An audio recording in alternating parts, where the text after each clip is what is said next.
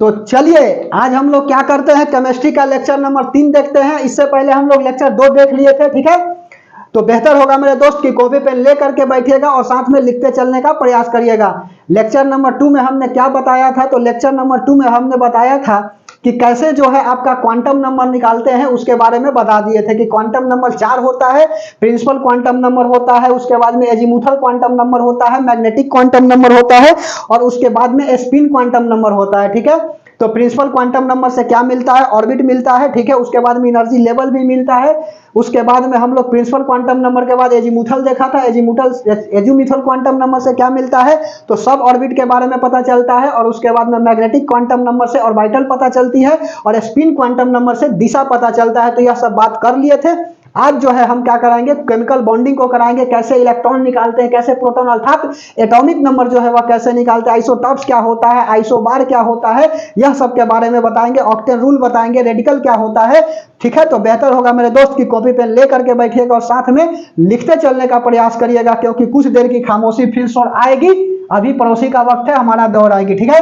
तो चलिए यह लेक्चर नंबर 3 होगा, कॉपी पेन निकाल लीजिए। चलिए तो स्टार्ट करते हैं। हम पहले आपको बताते हैं कि आप कंटेंट संभाल लीजिएगा, बाकी हम संभाल लेंगे। चलो बात को नहीं बनाना है, मुद्दे की बात करते हैं, ठीक है। तो पहला आता है आपका एटॉमिक नंबर। एटॉमिक नंबर क्या होता है, तो सुनो, एटॉमिक नंबर कहने का मतलब होता है कि एटम के अंदर उपस्थित प्रोटॉन को हम लोग बोलते हैं एटॉमिक नंबर, ठीक है। कि एटॉमिक नंबर क्या होता है, जैसे कि मान के चलो यह कोई एटम है और एटम के सेंटर में न्यूक्लियस होता है, या रदरफोर्ड बात बताने वाले हैं, समझ में आई बात। कि एन होता है और साथ में प्रोटॉन होता है, तो जितना इलेक्ट्रॉन होता है उतना ही प्रोटॉन होता है किसी एटम में। लेकिन हम इलेक्ट्रॉन को नहीं काउंट करते हैं, हमेशा प्रोटॉन को काउंट करते हैं। प्रोटॉन को काउंट क्यों करते हैं, क्योंकि इलेक्ट्रॉन की संख्या घटती बढ़ती रहती है जबकि प्रोटॉन की संख्या निश्चित होती है। तो एटॉमिक नंबर क्या होता है, एटम के अंदर, एटम बोले तो परमाणु के अंदर उपस्थित प्रोटॉन, एटम के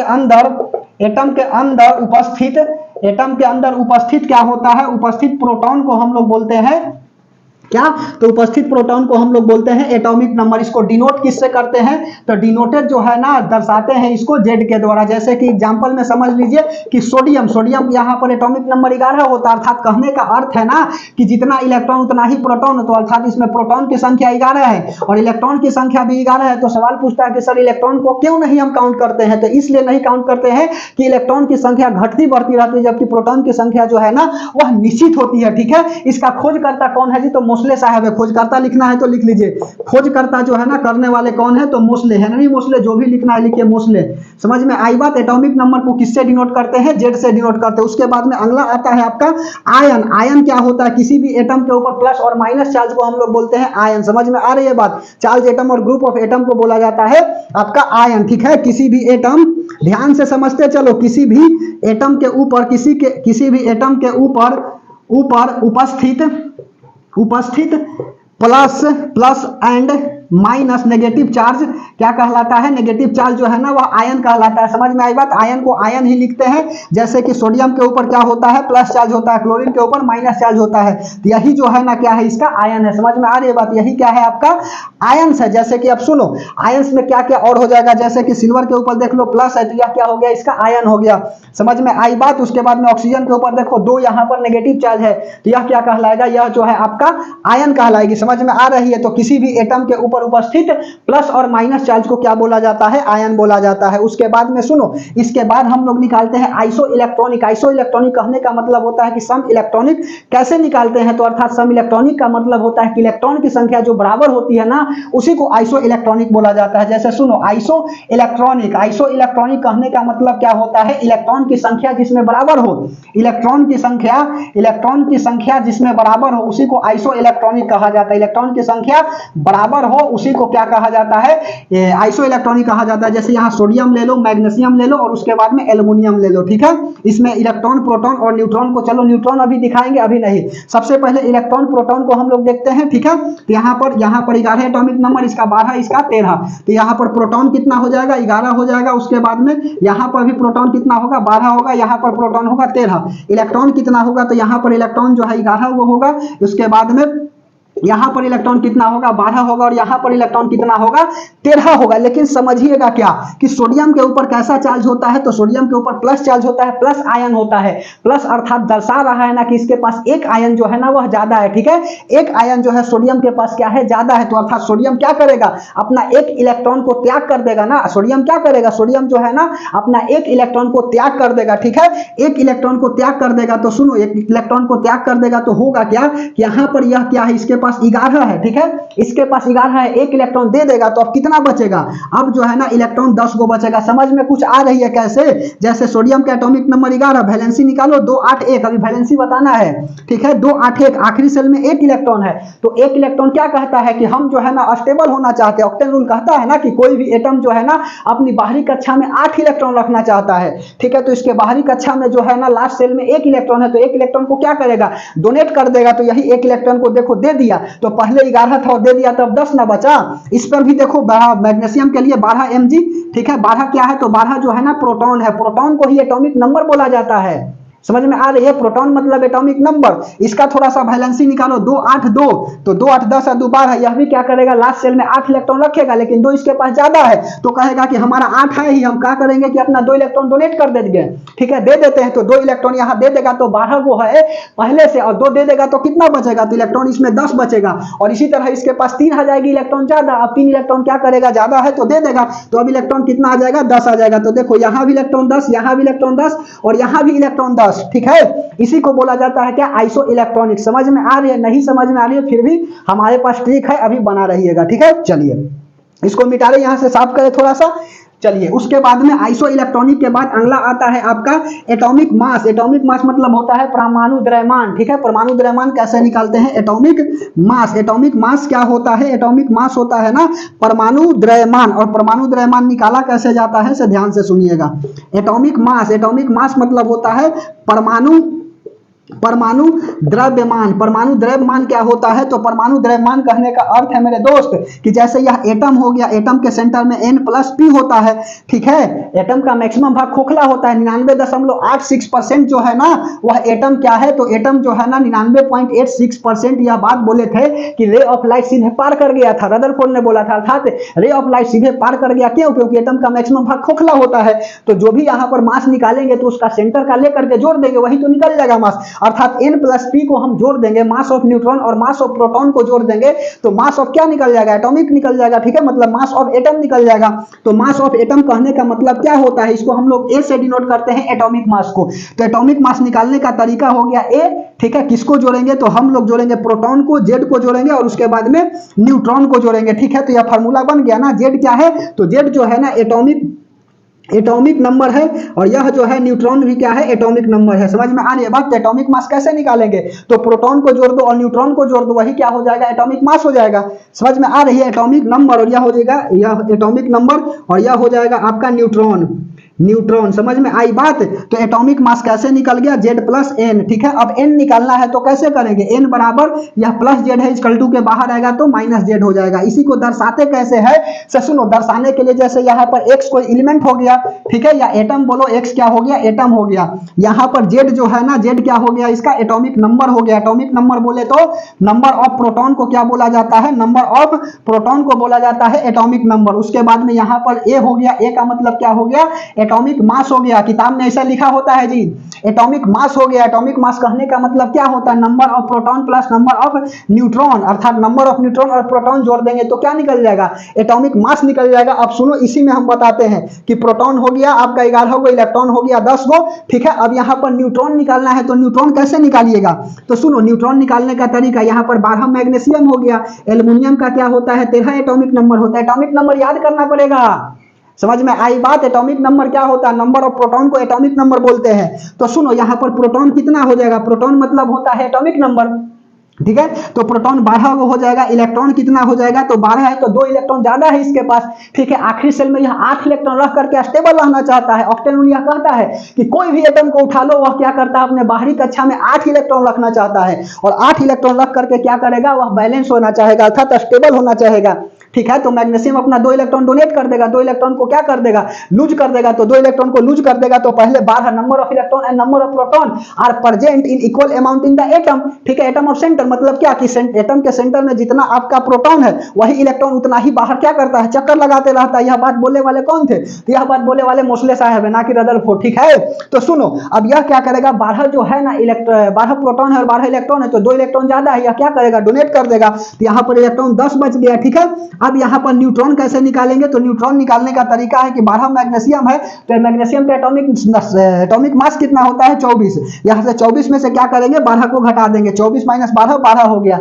समझ में आई बात, बोलिए। यहाँ पर हो गया यह 27, तो यहाँ पर प्रोटॉन जो है 13 हो जाएगा, उसके बाद में इलेक्ट्रॉन कितना हो जाएगा, तो इलेक्ट्रॉन 10 हो जाएगा, और न्यूट्रॉन कितना हो जाएगा, 27 में से 13 घटा दो तो 14 आ जाएगा, ठीक है। यही क्या है, न्यूट्रॉन निकालने का तरीका। अर्थात सीधा सीधी बात यही तो बताए हैं कि एटॉमिक मास में से एटॉमिक नंबर को घटा दीजिएगा तो क्या निकल जाएगा, न्यूट्रॉन निकल जाएगा। इसी को कभी कभी जो है ना लिखा रहता है ना, देखिए ऐसे कि एटॉमिक मास का मतलब होता है, ध्यान से समझ लो, एटॉमिक मास बराबर होता है मास ऑफ न्यूक्लियन, ठीक है, मास ऑफ न्यूक्लियन, ठीक है, न्यूक्लियन, NuCleon होता है, NuCleon, न्यूक्लियन बोल रहे हैं, ना कि हम न्यूक्लियस बोल रहे हैं, ठीक है। न्यूक्लियन अर्थात Z+N एटॉमिक नंबर, अर्थात प्रोटॉन और न्यूट्रॉन को जोड़ देते हैं ना तो न्यूक्लियन बन जाता है, ठीक है। न्यूक्लियन कहने का अर्थ है कि Z+N, ठीक है। यह बात समझ में आ गई, मिटा दे, बोलिए। इतना बात समझ में आ रही है तो बहुत बहुत धन्यवाद, क्योंकि हम फाउंडेशन में इसको इन डिटेल बता चुके हैं। यदि यहाँ पर डाउट लग रहा है तो फाउंडेशन में जा करके पढ़िए, यहाँ पर तो मैं रिवीजन करा रहा हूँ, सिलेक्शन सीरीज, ठीक है। समझ में आ रही है, बोलिए। आप इतना बात जान रहे हैं तो अच्छी बात है। यहाँ पर यदि कुछ जान रहे हैं तो पढ़िएगा तो बहुत बेनिफिट होगा, अन्यथा सीधे आ गए हैं तो थोड़ा सा डाउट तो होगी मेरे दोस्त, ठीक है। यदि आपको अच्छा से समझना, एकदम बारी बारी से पढ़ाए हैं, ठीक है। फाउंडेशन में केमिस्ट्री का जो फाउंडेशन सीरीज है उसमें जाकर के देखिए, यह एकदम एक क्लास लिए हैं इस पर, और यह देखो 5-7 मिनट में यह वाला खत्म कर दिया। अब हमको बताना है वैलेंस, वैलेंसी, ठीक है, कोर इलेक्ट्रॉन क्या होता है, वैलेंस इलेक्ट्रॉन क्या होता है, वही बात को बता रहे हैं, ठीक है। तब देखना आइसो इलेक्ट्रॉन हम बताते हैं कि क्या होता है। आइसो न्यूट्रॉन क्या होता है, आइसो न्यूट्रॉन होता है जिसमें न्यूट्रॉन की संख्या बराबर है, ठीक है। चलिए हेडिंग लगा लीजिएगा क्या आप, तो अब हेडिंग लगा लीजिए आप रेडिकल, ठीक है। कि रेडिकल क्या होता है, रेडिकल होता है किसी भी एटम के प्लस चार्ज और माइनस चार्ज मिल करके जो कंपाउंड बनते हैं ना, यौगिक बनते हैं, उसी को हम लोग बोलते हैं क्या, उसी को हम लोग बोलते हैं रेडिकल, ठीक है। रेडिकल, रेडिकल, रेडिकल का मतलब क्या होता है, मूलक, हिंदी में इसको बोलते हैं मूलक, ठीक है।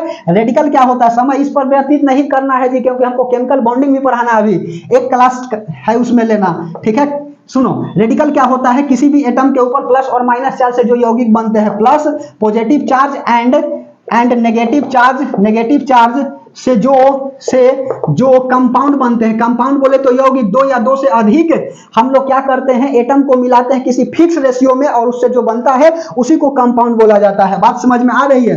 तो positive charge and negative charge से जो कंपाउंड बनते हैं, जो यौगिक बनते हैं, कंपाउंड मतलब यौगिक बनते हैं, वही क्या कहलाता है, मूलक कहलाता है, रेडिकल कहलाता है। जैसे कि यहाँ पर सोडियम पर प्लस, आयोडीन पर भी क्या हो जाएगा, प्लस, तो देख लो यहाँ पर क्या बन जाएगा, सोडियम आयोडाइड बन जाएगा। सिल्वर पर प्लस, आयोडीन पर देखो प्लस, तो यहाँ पर क्या बन जाएगा, सिल्वर आयोडाइड बन जाएगा। समझ में आ रही है बात, ETC इसके अलावा, ठीक है। चलिए यह हो गया रेडिकल। उसके बाद में अगला है आपका कोर इलेक्ट्रॉन और वैलेंस इलेक्ट्रॉन क्या होता है, तो चलो बताता हूं कोर इलेक्ट्रॉन और वैलेंस इलेक्ट्रॉन क्या होता है। तो इन्होंने बताया था, कौन, तो रदरफोर्ड ने बताया था कि एटम के सेंटर में मेरे दोस्त न्यूक्लियस होता है, N+P भी कोई बोलता है, न्यूट्रॉन प्लस प्रोटॉन होता है, ठीक है। न्यूट्रॉन प्लस प्रोटॉन, तो न्यूक्लियस होता है, इसके चारों तरफ क्या होता है, इलेक्ट्रॉन जो है ना गोले गोले घूमते रहता है। समझ में आई बात, इलेक्ट्रॉन जो है यह गोल गोल घूमते रहता है, तो गोल गोल घूमते रहता है। तो सुनो, पहला हो गया आपका यह न्यूक्लियस, उसके बाद में 1 सेल, 2 सेल, उसके बाद में 3 सेल और उसके बाद में 4 सेल, यही ना। इसको हम लोग बोलते हैं क्या, वैलेंस सेल, वैलेंस सेल बोला जाता है। और उसके बाद में इसमें उपस्थित इलेक्ट्रॉन को क्या बोला जाता है, वैलेंस इलेक्ट्रॉन बोला जाता है। इसमें उपस्थित इलेक्ट्रॉन को क्या बोला जाता है, वैलेंस इलेक्ट्रॉन बोला जाता है। समझ में आ रही है बात। लास्ट वाला सेल को क्या बोला जाता है दोस्त, लास्ट सेल को बोला जाता है वैलेंस सेल, और इसमें उपस्थित इलेक्ट्रॉन को क्या बोला जाता है, वैलेंस इलेक्ट्रॉन बोला जाता है। वैलेंस सेल में उपस्थित इलेक्ट्रॉन, प्रेजेंट इलेक्ट्रॉन को क्या बोलते हैं, तो प्रेजेंट इलेक्ट्रॉन को जो है ना हम लोग बोलते हैं वैलेंस इलेक्ट्रॉन, ठीक है। वैलेंस इलेक्ट्रॉन बोला जाता है। और इसको छोड़ करके, वैलेंस सेल को छोड़ करके यह जो बच गया K shell, L shell, M shell, ठीक है, के एल एम सेल में जो उपस्थित इलेक्ट्रॉन होता है ना, इसको कोर इलेक्ट्रॉन बोलते हैं, ठीक है। इसमें उपस्थित इलेक्ट्रॉन को कोर इलेक्ट्रॉन बोला जाता है। आपको भी पता है ना कि इसको वैलेंस सेल बोला जाता है, कोई कोई लास्ट सेल भी बोलता है, ठीक है, या इसी को बोलता है आपका अल्टीमेट सेल, ठीक है। इसको अल्टीमेट बोला जाता है, इसको पेनु अल्टीमेट बोला जाता है, इसको N2 पेनु अल्टीमेट बोला जाता है, इसको फर्स्ट सेल बोला जाता है, ठीक है। समझ में आई बात? यह बात बता चुके हैं। तो वैलेंस सेल में उपस्थित इलेक्ट्रॉन को वैलेंस इलेक्ट्रॉन कहा जाता है। और इसको छोड़ करके, वैलेंस सेल अर्थात आखिरी सेल को छोड़ करके जो बाकी सेल में इलेक्ट्रॉन है ना, उसको कोर इलेक्ट्रॉन कहा जाता है, ठीक है। वैलेंसी क्या होता है? तो वैलेंसी जो है ना, बाहरी सेल में इलेक्ट्रॉन जो संयोज करता है ना दूसरे से, वही क्या कहलाती है? वैलेंसी कहलाती है। समझ में आ रही है बात? बाहरी सेल में जो उपस्थित इलेक्ट्रॉन है दूसरे के साथ क्या कर लेता है? शेयर कर लेता है, ठीक है। शेयर करके बॉन्ड वगैरह बनाता है, इसी से जो बॉन्ड बनता है ना, उसी को क्या बोला जाता है? वैलेंसी बोला जाता है। तो वैलेंसी का मतलब सीधा सीधी बात बोल दे, सीधा सीधी बात मतलब कि लास्ट सेल में उपस्थित इलेक्ट्रॉन क्या करता है? जिससे संयोज करता है, संयोज का मतलब जिससे रिएक्शन करता है, ठीक है, उसी को क्या बोला जाता है? वैलेंसी बोला जाता है। तो लिख लीजिए, लास्ट सेल में उपस्थित इलेक्ट्रॉन जिससे, जिस एटम से लिखो, या जिससे क्या करता है? जिससे संयोज करता है, ठीक है, संयोज करता है, वही क्या कहलाती है? वैलेंसी कहलाती है, वैलेंसी कहलाती है। और नोट में बात याद रखिएगा कि धातु की वैलेंसी जो है ना, वह कितना होता है? 1 2 3 4 होता है, ठीक है। 1 2 3 4, बंद करो अत्याचार, ठीक है। तो धातु का वैलेंसी कितना होता है? तो धातु मतलब बोला तो मेटल, ठीक है। 1 2 3 1 2 3 4, 3 तक तो पहचाना जाता है, लेकिन 4 तक क्या आ जाती है? डाउट आ जाती है। कार्बन की वैलेंसी 4 होती है, कार्बन जबकि नॉन मेटल है, ठीक है। कार्बन जबकि नॉन मेटल है, तो कार्बन क्या करता है? मेटल और नॉन मेटल दोनों की प्रॉपर्टी शो करता है। समझ में आई बात? जिसकी वैलेंसी 4 हो, ठीक है, वह कार्बन क्या करता है? कार्बन की वैलेंसी 4 होता है। जिसकी वैलेंसी 4 हो, वह मेटल के साथ साथ नॉन मेटल की भी प्रॉपर्टी शो करता है, ठीक है। उसके बाद में अधातु, अधातु की देख लीजिए। अधातु बोले तो नॉन मेटल, 4 5 6 7, 4 5 6 7। तो इसकी वैलेंसी कैसे निकालते हैं? लास्ट सेल में उपस्थित इलेक्ट्रॉन है जी, ठीक है। लास्ट सेल में उपस्थित इलेक्ट्रॉन क्या कहलाता है? आपका वैलेंस इलेक्ट्रॉन कहलाता है। लेकिन यहां पर वैलेंसी कैसे निकालेंगे? तो वैलेंसी निकालने के लिए 8 माइनस लास्ट सेल का इलेक्ट्रॉन का निकाल देते हैं। लास्ट सेल का इलेक्ट्रॉन को क्या करते हैं? घटा देते हैं। यदि कब? यदि जो है ना 4 हो, 5 हो, 6 हो, 7 हो। समझ में आई बात? जैसे मान के चलिए कि नाइट्रोजन है, एटॉमिक नंबर 7 हो गया नाइट्रोजन का, इसका निकालो वैलेंसी, 2 हो गया, और उसके बाद में 5 हो गया। कैसे निकालिएगा? 2 हो गया और 5 हो गया। क्या करिएगा? वैलेंसी निकालने के लिए 8 में से 5 को घटा दीजिए, तो यहां पर क्या आ जाएगा? 3 आ जाएगा। समझ में आ रही है बात? बोलिए, जैसे कि कार्बन हो गया, कार्बन यहां पर 6 हो गया, तो 2 हो गया, 4 हो गया, 8 में से 4 घटा देंगे तो वैलेंसी कितना हो जाएगा? 4 हो जाएगा। समझ में आ रही है बात? तो इस तरह से क्या करते हैं? वैलेंसी हम निकालते हैं, ठीक है। उसके बाद में ऑक्टेन रूल क्या कहता है? समझ में आ रही है कि बाउंस कर रहा है सब?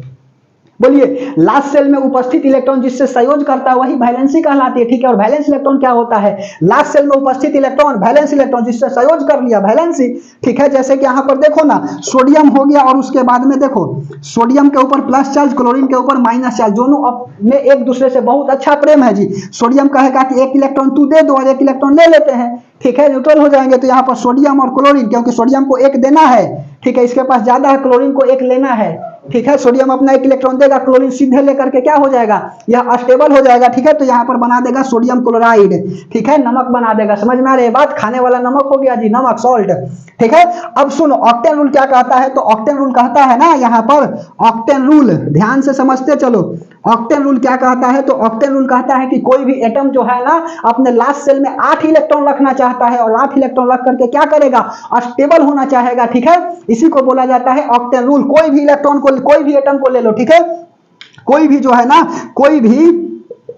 कोई भी एटम क्या करता है? कोई भी एटम जो है ना, लास्ट सेल में 8 इलेक्ट्रॉन रखना चाहता है। 8 इलेक्ट्रॉन रख करके क्या रखना चाहता है? 8 इलेक्ट्रॉन रख करके स्टेबल होना चाहता है, स्टेबल होना चाहता है। यही ऑक्टेन रूल कहलाती है, ठीक है। कि कोई भी एटम को ले लो, वह आखिरी सेल में कितना इलेक्ट्रॉन रखना चाहती है? तो आखिरी सेल में जो है ना, वह 8 इलेक्ट्रॉन रखना चाहती है। और ये सवाल आया हुआ है जी कि कोई भी एटम जो है ना, वह स्टेबल होने के लिए अपने आखिरी सेल में कितना इलेक्ट्रॉन रखना चाहती है? तो कोई भी एटम अपने आखिरी सेल में स्टेबल होने के लिए 8 इलेक्ट्रॉन रखना चाहती है, ठीक है। यह बात को समझ गए?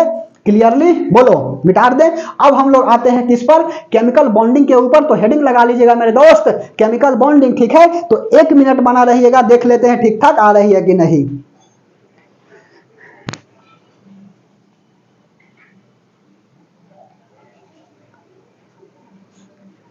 चलिए मिटा देते हैं, ठीक ठाक आ रही है। 20 मिनट में हमने क्या कर दिया, इसको समाप्त कर दिया जी।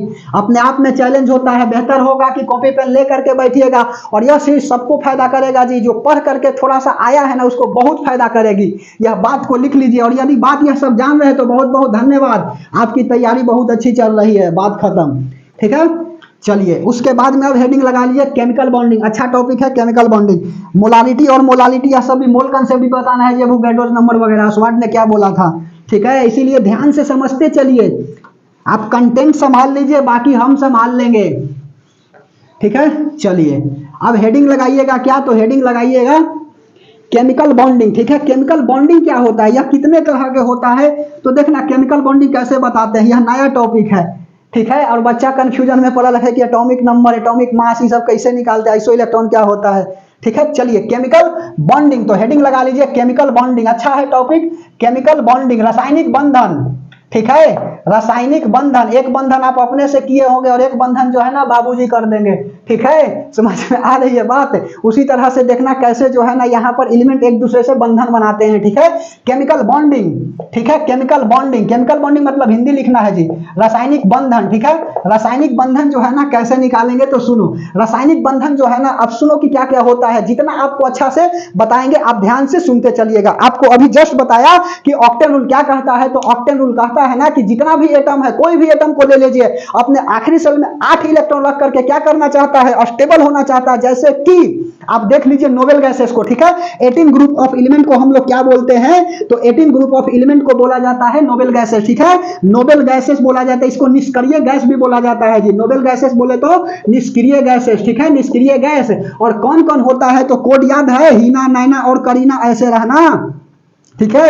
हीना, नैना और करीना ऐसे रहना, ठीक है। हीना, नैना और करीना ऐसे रहना, ठीक है। देखो ही से मतलब He मतलब होता है हीलियम, हीलियम का एटॉमिक नंबर होता है 2। एक बार बिहार बोर्ड में क्लास 12 में पूछा था कि हीलियम का सिंबल क्या होता है, ले He होता है। बच्चा कहा कि HI की HE, ले इसमें भी कंफ्यूजन नहीं है जी, HE होता है, ठीक है। हीलियम का एटॉमिक नंबर 2, उसके बाद में 8 जोड़ दीजिए 10, उसके बाद में फिर इसमें 8 जोड़ेंगे 18, फिर 18 जोड़ेंगे 36, फिर 18 जोड़ेंगे 54 और 32 जोड़ेंगे तो 86 हो गया ना। है He से मतलब हो गया helium, helium neon argon krypton xenon और उसके बाद में रेडॉन होता है। समझ में आई बात।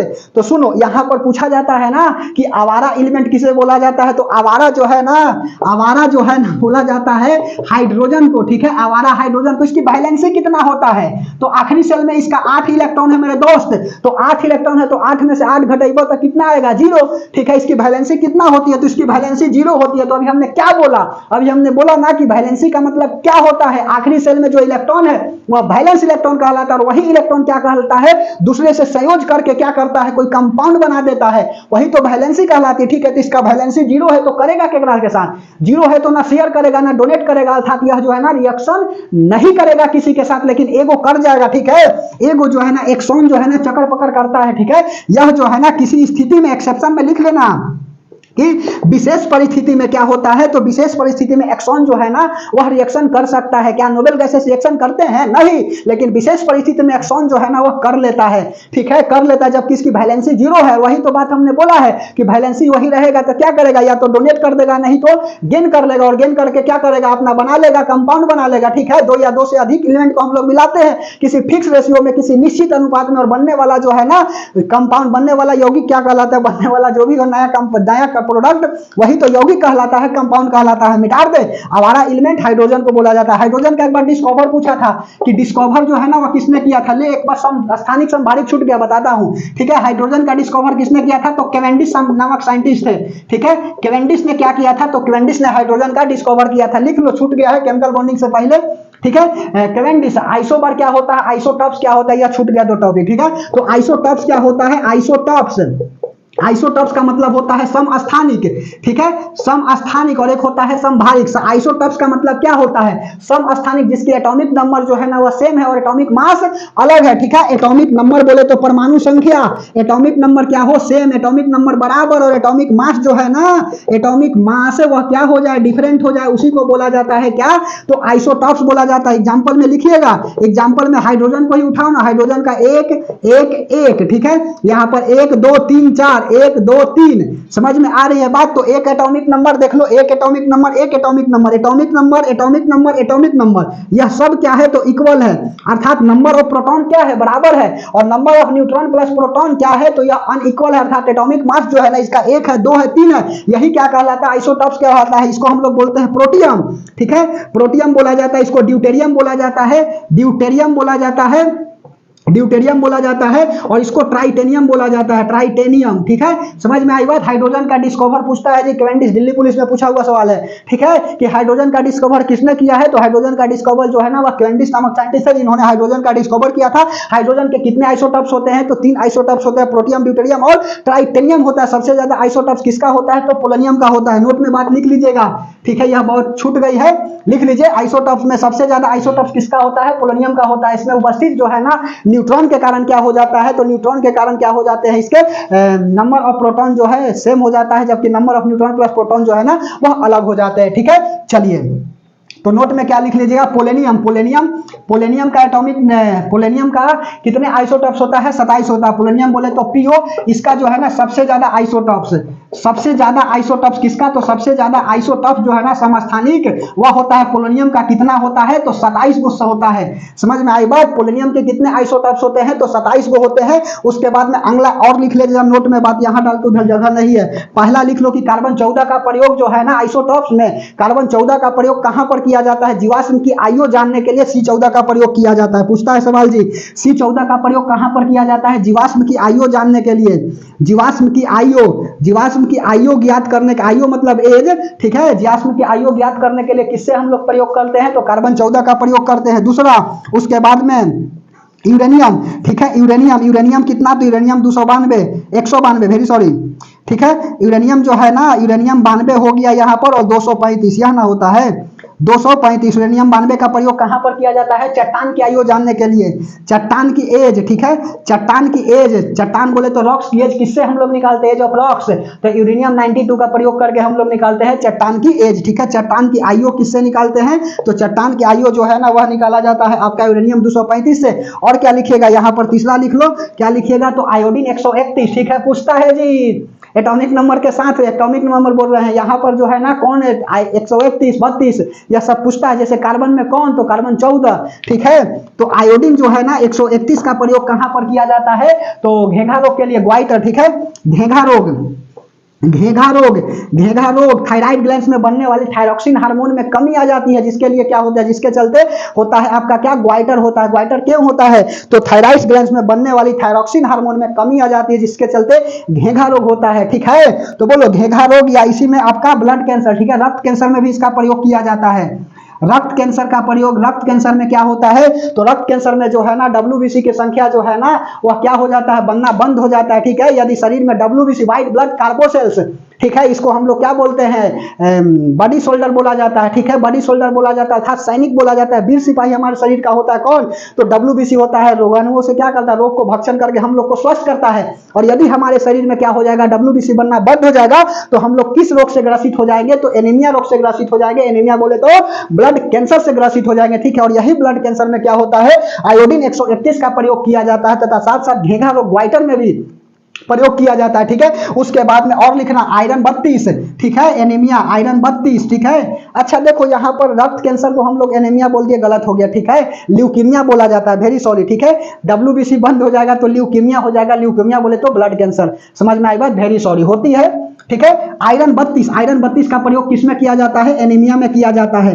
एनीमिया। उसके बाद में सोडियम का प्रयोग कहां पर किया जाता है, तंत्रिका तंत्र, नर्वस सिस्टम में इंफॉर्मेशन भेजने के लिए, ठीक है। समझ में आ रही है बात, इंफॉर्मेशन भेजने के लिए क्या किया जाता है, तो सोडियम का प्रयोग किया जाता है। तंत्रिका तंत्र बोले तो नर्वस सिस्टम, ठीक है। हमारे शरीर का सबसे बड़ा जो है ना सेल कौन होता है, तो नर्वस सिस्टम होता है। सबसे छोटा सेल जो है ना वह कौन होता है, तो स्पर्म में होता है। ह्यूमन की बात बोल रहा हूं, जबकि सबसे छोटा सेल जो है ना दुनिया का माइकोप्लाज्मा होता है, गैली सेप्रिकमा, ठीक है, 0.196 mm होता है इसकी साइज, ठीक है। जबकि बड़ा सेल होता है शुतुरमुर्ग का अंड, और व्यक्ति में जो है ना ह्यूमन में सबसे बड़ा सेल जो है ना महिला के ओवम में होता है, ठीक है। समझ में आ रहा है, सबसे लंबा सेल न्यूरॉन सेल बोला जाता है, ठीक है। चलिए, तंत्रिका तंत्र में क्या होता है, नर्वस सिस्टम में सूचना भेजने के लिए किसका प्रयोग किया जाता है, तो सूचना भेजने के लिए जो है ना वो सोडियम का प्रयोग किया जाता है। मिटा दे यह सब। उसके बाद में एक और लिख लो ना, आइसोटॉप्स के बाद आइसोबार, उसके बाद साथ में मिटा देंगे, मिटा दे जा। आइसोटॉप्स हो गया, उसके बाद में आइसोबार, कुछ देर की खामोशी फिर शोर आएगा, पड़ोसी का वक्त है हमारा दौर आएगा। यदि इस तरह से तैयारी चलेगी तो बिल्कुल दौड़ आएगा जी। ठीक है, आप कर्म करते रहिए, माँ सरस्वती जो है ना वह आपको कहीं से उठा लेगी। ठीक है, मतलब कि जहां पर भेजना है वहां पर भेज देगी। जानते हो ना कि 40 गाय के बीच में बछड़ा जो होता है ना अपने माँ को पहचान लेता है, ठीक उसी तरह से आपका कर्म जो है ना आपको पहचान लेगा, यदि आप अच्छा से कर्म किए हैं तब। ठीक है, और नहीं तो ऐसे बात बनाने से नहीं होता है। ठीक है, देखकर बाधा बहुविध घबराते नहीं, रह भरोसे भाग्य के दुख भोग पछताते नहीं, काम कितना ही कठिन हो किंतु उकताते नहीं, भीड़ में जो अंचल बने वह भीड़ दिखलाते नहीं, हो गए उनके एक आन में बुरे दिन भी भले, सब जगह सब काल में मिले वे खिले फूले फले। ठीक है, आज करता है जिसे करते हुए आस ही, सोचते कहते जो कुछ कर दिखाते हैं वही, देखकर बाधा बहुविध घबराते नहीं। ठीक है, यह कर्मवीर की कहानी है जी। ठीक है, चलिए कर्मवीर जो है ना काम करने वाला बोलता नहीं है, करके दिखा देता है। ठीक है, चलिए आइसो टप्स हो गया, आइसो बार हो गया, आइसो बार हो गया। आइसो बार का मतलब होता है संभारिक। ठीक है, धीरे धीरे रे मना धीरे सब कुछ होए, माली सींचे 100 घड़ा ऋतु आए फल हो, बस इंतजार करना है, फिर तो अपना आएगा ही दिन। अच्छे दिन लाने के लिए बुरे दिनों से लड़ना पड़ता है। आइसो बार, आइसो बार का मतलब क्या होता है? समभारिक। समभारिक कहने का मतलब होता है कि जिसकी एटॉमिक नंबर जो है ना वह अलग हो, एटॉमिक मास जो है वह सेम है। ठीक है, एटॉमिक नंबर, ठीक है, एटॉमिक नंबर क्या है? तो एटॉमिक नंबर जो है ना वह अलग है। ठीक है, और एटॉमिक मास जो है ना, एटॉमिक मास क्या है? तो एटॉमिक मास जो है ना वह सेम है, उसी को क्या बोला जाता है? तो उसी को बोला जाता है आपका आइसोबार है। ठीक है, आइसोबार एग्जाम्पल में लिखो कार्बन। कार्बन का एटॉमिक नंबर कितना हो गया? तो एटॉमिक नंबर 6 हो गया, और उसके बाद में नाइट्रोजन लो तो यहाँ पर 7 हो गया, मास देखो 14, तो देख लो मास क्या है? बराबर है, और उसके बाद में यह जो है ना अलग है। एटॉमिक नंबर बोले तो जेड। ठीक है, जेड क्या है? तो जेड जो है ना डिफरेंस, और एटॉमिक मास जो है ना वह क्या है? सेम है, इसी को क्या बोला जाता है? आइसोबार बोला जाता है। बात समझ में आई? अब हेडिंग लगा लीजिएगा केमिकल बॉन्डिंग। वेरी सॉरी, पहले हेडिंग लगवा दिए थे। ठीक है, चलिए देखे ना कितना ही पढ़ाने के लिए जो है ना 5 क्लास 7 क्लास सब लगा देता है, लेकिन कहें कि नहीं, जब फाउंडेशन पढ़ा ही दिए तो सिलेक्शन के मतलब क्या होता है कि अधिक से अधिक कंटेंट प्रोवाइड करा देना।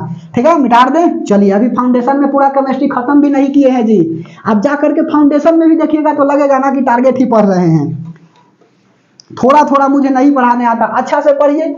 यदि इतना बात में 80% भी बात जान गए तो बहुत अच्छी बात है। ठीक है, ध्यान से समझते चलिएगा। चलो केमिकल बॉन्डिंग हेडिंग लगा लीजिए। अब केमिकल बॉन्डिंग के बारे में कहानी बोलते हैं। राहें जहां तक जाएगी राहगीर वहां तक जाएगा, तुम दरिया से क्या पूछते हो, नीर कहां तक जाएगा, खींच धनु की डोरी साध अपनी मंजिल को। बाकी बाद में देखेंगे कि तीर कहां तक जाएगा। इसीलिए पड़ोसी के काम का करने से अपना लक्ष्य को नहीं बदलना है, क्योंकि पड़ोसी कहता है कि तुझसे नहीं होगा, और जवाब देना है कि वक्त बतलाएगा मैं तेरे औकात से बाहर जाएगा। ठीक है, चलिए तो केमिकल बॉन्डिंग, केमिकल बॉन्डिंग का मतलब होता है रासायनिक बंधन। रासायनिक बंधन क्या होता है? तो अभी बताए ना कि ऑक्टेन रूल क्या कहता है? ऑक्टेन रूल कहता है ना कि किसी भी एटम में वह आखिरी इलेक्ट्रॉन, आखिरी कक्षा में आखिरी सेल में क्या करता है? 8 इलेक्ट्रॉन रखना चाहता है, और 8 इलेक्ट्रॉन रख करके क्या करेगा? वह स्टेबल होना चाहेगा। तो ठीक उसी तरह से यहां पर भी क्या करेंगे कि जैसे नोबेल गैसेस अपने आखिरी सेल में 8 इलेक्ट्रॉन रख करके क्या हो गए हैं? स्टेबल हो गए हैं। तो सभी मेटल और नॉन मेटल क्या करते हैं? अपनी आखिरी सेल में 8 इलेक्ट्रॉन रख करके और स्टेबल होना चाहता है, जिसके कारण यह क्या करता है? इलेक्ट्रॉन का स्थानांतरण करता है, या तो आदान करेगा नहीं तो प्रदान करेगा, या तो लेगा नहीं तो छोड़ देगा। ठीक है, और इससे जो बंधन बनेगा उसी को हम लोग बोलते हैं बॉन्डिंग। जो बोले तो केमिकल बॉन्डिंग। बात समझ में आई? बात तो डिफिनेशन ना पूछेगा, डिफिनेशन नहीं पूछेगा। बॉन्डिंग कितने तरह के होता है? तो बॉन्डिंग मेरे दोस्त ये 3 तरह के होता है। ठीक है, रासायनिक बॉन्डिंग समझ में आई बात जी? कि सभी एटम क्या होते हैं? अपने आखिरी सेल में 8 इलेक्ट्रॉन रख करके बैलेंस होना चाहता है, और यही 8 इलेक्ट्रॉन रख करके बैलेंस हो जाएगा। जिस तरह से नोबेल गैसेस अपने आखिरी सेल में 8 इलेक्ट्रॉन रख करके बैलेंस होते हैं, ठीक उसी तरह से हर एक प्रकार के एटम अपने आखिरी सेल में 8 इलेक्ट्रॉन रख करके बैलेंस होता है, और उसके लिए इलेक्ट्रॉन का आदान क्या प्रदान करता है, जिससे बॉन्ड बनती है, उसी को केमिकल बॉन्डिंग कहा जाता है। ठीक है, यह 3 प्रकार के होते हैं। 3 प्रकार के होते हैं, 3 प्रकार के होते हैं। पहला हो गया क्या? तो पहला हो गया आपका कौन? तो पहला हो जाएगा आपका इलेक्ट्रोवैलेंट बॉन्ड, या इसी को बोलते हैं आयनिक बॉन्ड। ठीक है, आयनिक बॉन्ड लिख लीजिए, आयनिक बॉन्ड, आयनिक बॉन्ड, या इसी को बोलते हैं electrovalent bond. Electrovalent bond, electrovalent bond. एक जानते हो, बच्चा को सुनोगे तो हंसोगे। बच्चा जो है ना 10th क्लास का करके कह रहा कि ये कैसे होगा हमसे। ठीक है, मतलब अपने आप को आइंस्टाइन का बाप समझ रहा था, हमको जो है ना लोल समझ रहा था जी। ठीक है, आयनिक बॉन्ड, इलेक्ट्रोवैलेंट बॉन्ड, इसको हम लोग क्या बोलते हैं? इसको हम लोग बोलते हैं विद्युत बंधन। ठीक है, विद्युत जो भी बंधन बोलो ना, ठीक है, उसके बाद में आयनिक बंधन हम सीधा लिखेंगे। ठीक है, आयनिक बंधन, आयनिक बंधन इसको बोला जाता है। उसके बाद में आयनिक बॉन्ड के बाद अगला होता है वैलेंस बॉन्ड, ठीक है, वैलेंस नहीं, इसको शेयर करके जो इलेक्ट्रॉन बनता है उसको क्या बोलते हैं जी, जो शेयर करके इलेक्ट्रॉन क्या करता है, बॉन्ड बनाता है, उसी को हम लोग बोलते हैं क्या, तो उसको हम कौन सा बॉन्ड बोलते हैं बताओ जल्दी, दिमाग से निकला हुआ है, कार्बन जो इलेक्ट्रॉन को शेयर करके बॉन्ड बनाता है उसी को बोला जाता है वैलेंस बॉन्ड बोला जाता है। या कौन सा बॉन्ड होता है बताइए, कोवैलेंट बॉन्ड, ठीक है, कोवैलेंट बॉन्ड, ठीक है, कोवैलेंट बॉन्ड, ठीक है, कोवैलेंट बॉन्ड, इसको सहसंयोजी बोला जाता है, सहसंयोजी, ठीक है, सहसंयोजी बोला जाता है, उसी को बोलते हैं कोवैलेंट बॉन्ड। और उसके बाद में तीसरा होता है, इसी का स्पेशल बॉन्ड होता है कोऑर्डिनेशन बॉन्ड, लेकिन लिख लो कोऑर्डिनेशन बॉन्ड, कोऑर्डिनेशन बॉन्ड को क्या बोलते हैं, तो कोऑर्डिनेशन बॉन्ड को बोलते हैं उपसहयोजी, अपसहयोजी बोला जाता है, असहसंयोजी होता है, ठीक है, हिंदी होगी गलत तो माफ करिएगा, ठीक है। चलिए, तो आयनिक बॉन्ड, इलेक्ट्रोवैलेंट बॉन्ड, उसके बाद में कोवैलेंट बॉन्ड और कोऑर्डिनेशन बॉन्ड। पहला हम लोग आते हैं किस पर, तो पहला आते हैं आयनिक बॉन्ड पर, ठीक है। आयनिक बॉन्ड क्या होता है, तो आयनिक बॉन्ड मेरे दोस्त इलेक्ट्रॉन के आदान प्रदान से अर्थात इलेक्ट्रॉन के स्थानांतरण से जो बॉन्ड बनता है ना, वही क्या कहलाता है, आयनिक बॉन्ड कहलाता है, ठीक है।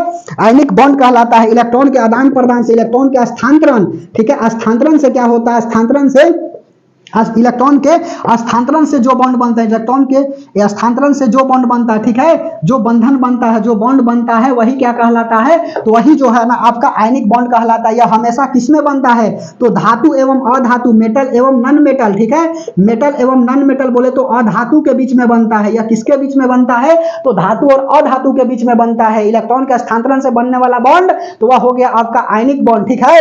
और उसके बाद में यह किसके बीच में बनता है, तो यह धातु और अधातु के बीच में क्या होता है, यह बॉन्ड बनता है। जैसे कि सुन लो एग्जांपल में यहाँ पर कैसे लिखिएगा, तो एग्जांपल में सोडियम और क्लोरीन को देख लो, यह कौन सा बॉन्ड बना रहा है, तो सोडियम के ऊपर क्या हो गया, प्लस चार्ज हो गया, और क्लोरीन के ऊपर माइनस चार्ज हो गया। यह इलेक्ट्रॉन को क्या करेगा, डोनेट करेगा, और नहीं तो क्या कर देगा, डोनेट करेगा, नहीं तो गेन करेगा।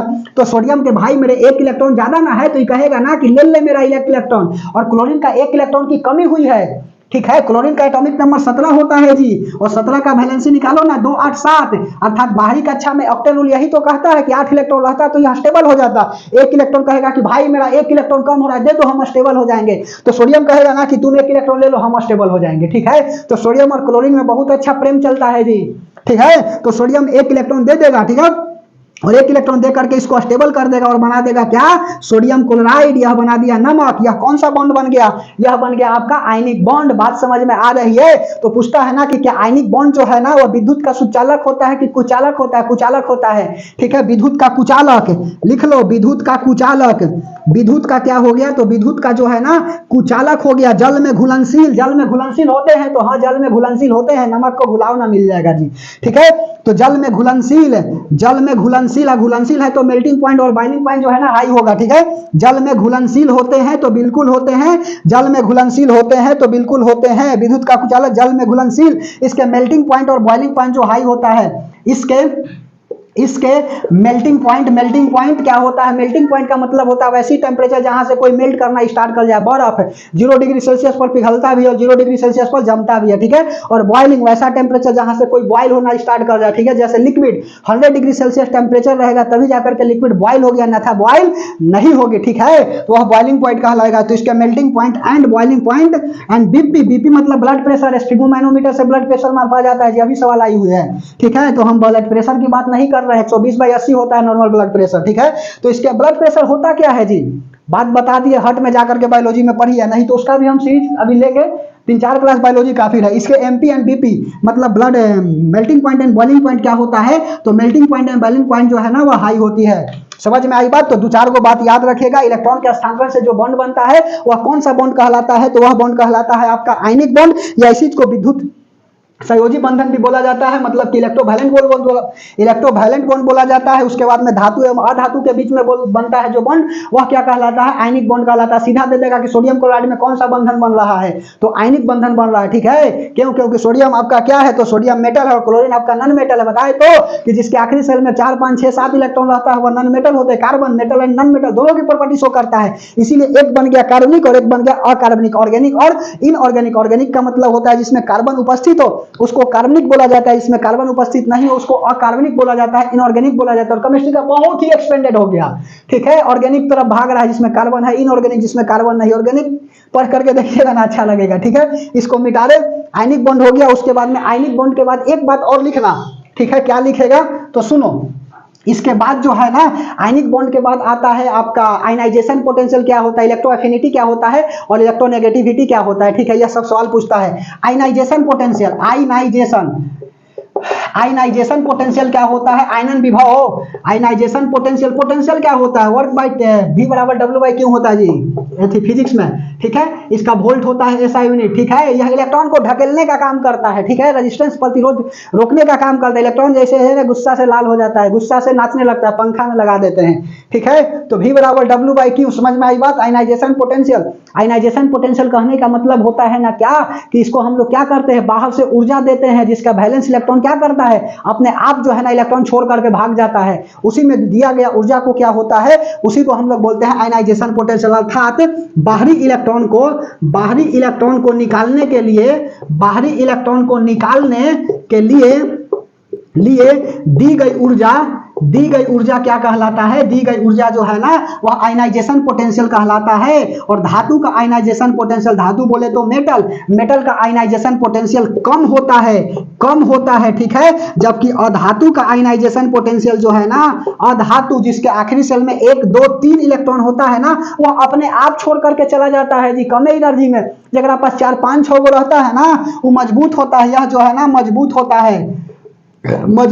समझ में आई बात। उसके बाद में दूसरा लिख लो, इलेक्ट्रो एफिनिटी। ठीक है, इलेक्ट्रॉन एफिनिटी, इलेक्ट्रो एफिनिटी होता है। इलेक्ट्रो एफिनिटी का मतलब क्या होता है, इलेक्ट्रो एफिनिटी का मतलब होता है आपका कि इलेक्ट्रो एफिनिटी को हिंदी में क्या बोलते हैं, इलेक्ट्रो एफिनिटी को हिंदी में हम लोग क्या बोलते हैं बताओ। इलेक्ट्रो एफिनिटी को क्या बोला जाता है, इलेक्ट्रॉन बंधुता। ठीक है, एफिनिटी मतलब इलेक्ट्रॉन बंधुता, इलेक्ट्रॉन बंधुता। ठीक है, इलेक्ट्रो एफिनिटी, इलेक्ट्रॉन बंधुता। इलेक्ट्रॉन एफिनिटी मतलब ए मतलब क्या होता है, 1, एक इलेक्ट्रॉन को खींचने की क्षमता को इलेक्ट्रो एफिनिटी कहा जाता है। ठीक है, हिंदी देखे पड़ जाता है जी, समझ में आ गई बात।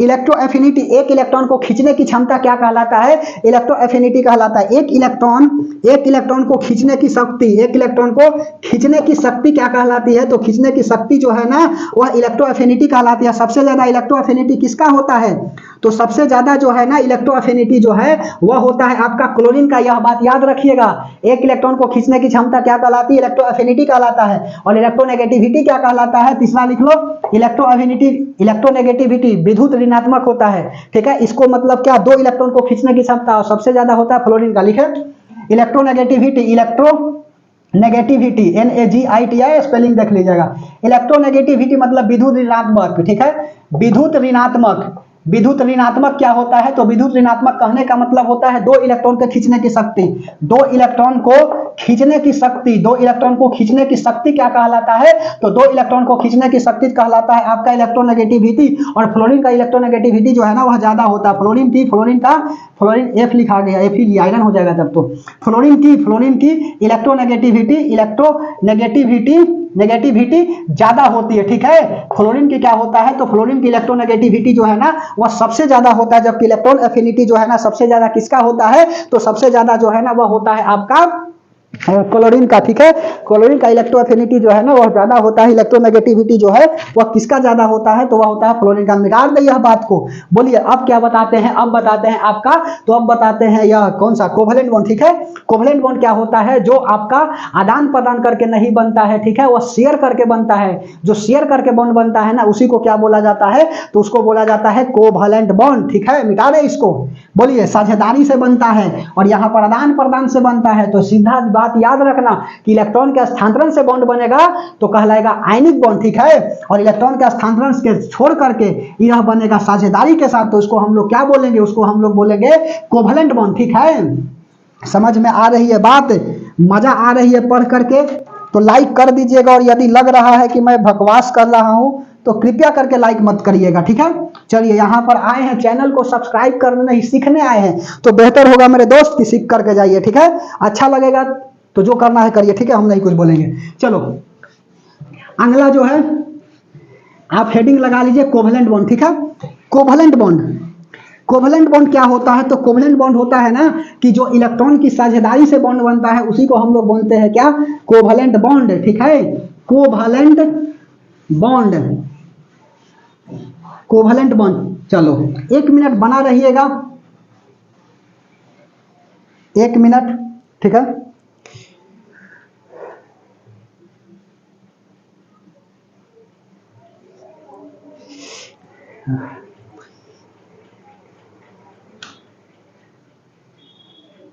चलिए सब कुछ ठीक ठाक है। अब हेडिंग लगा लीजिए क्या, कोवैलेंट बॉन्ड।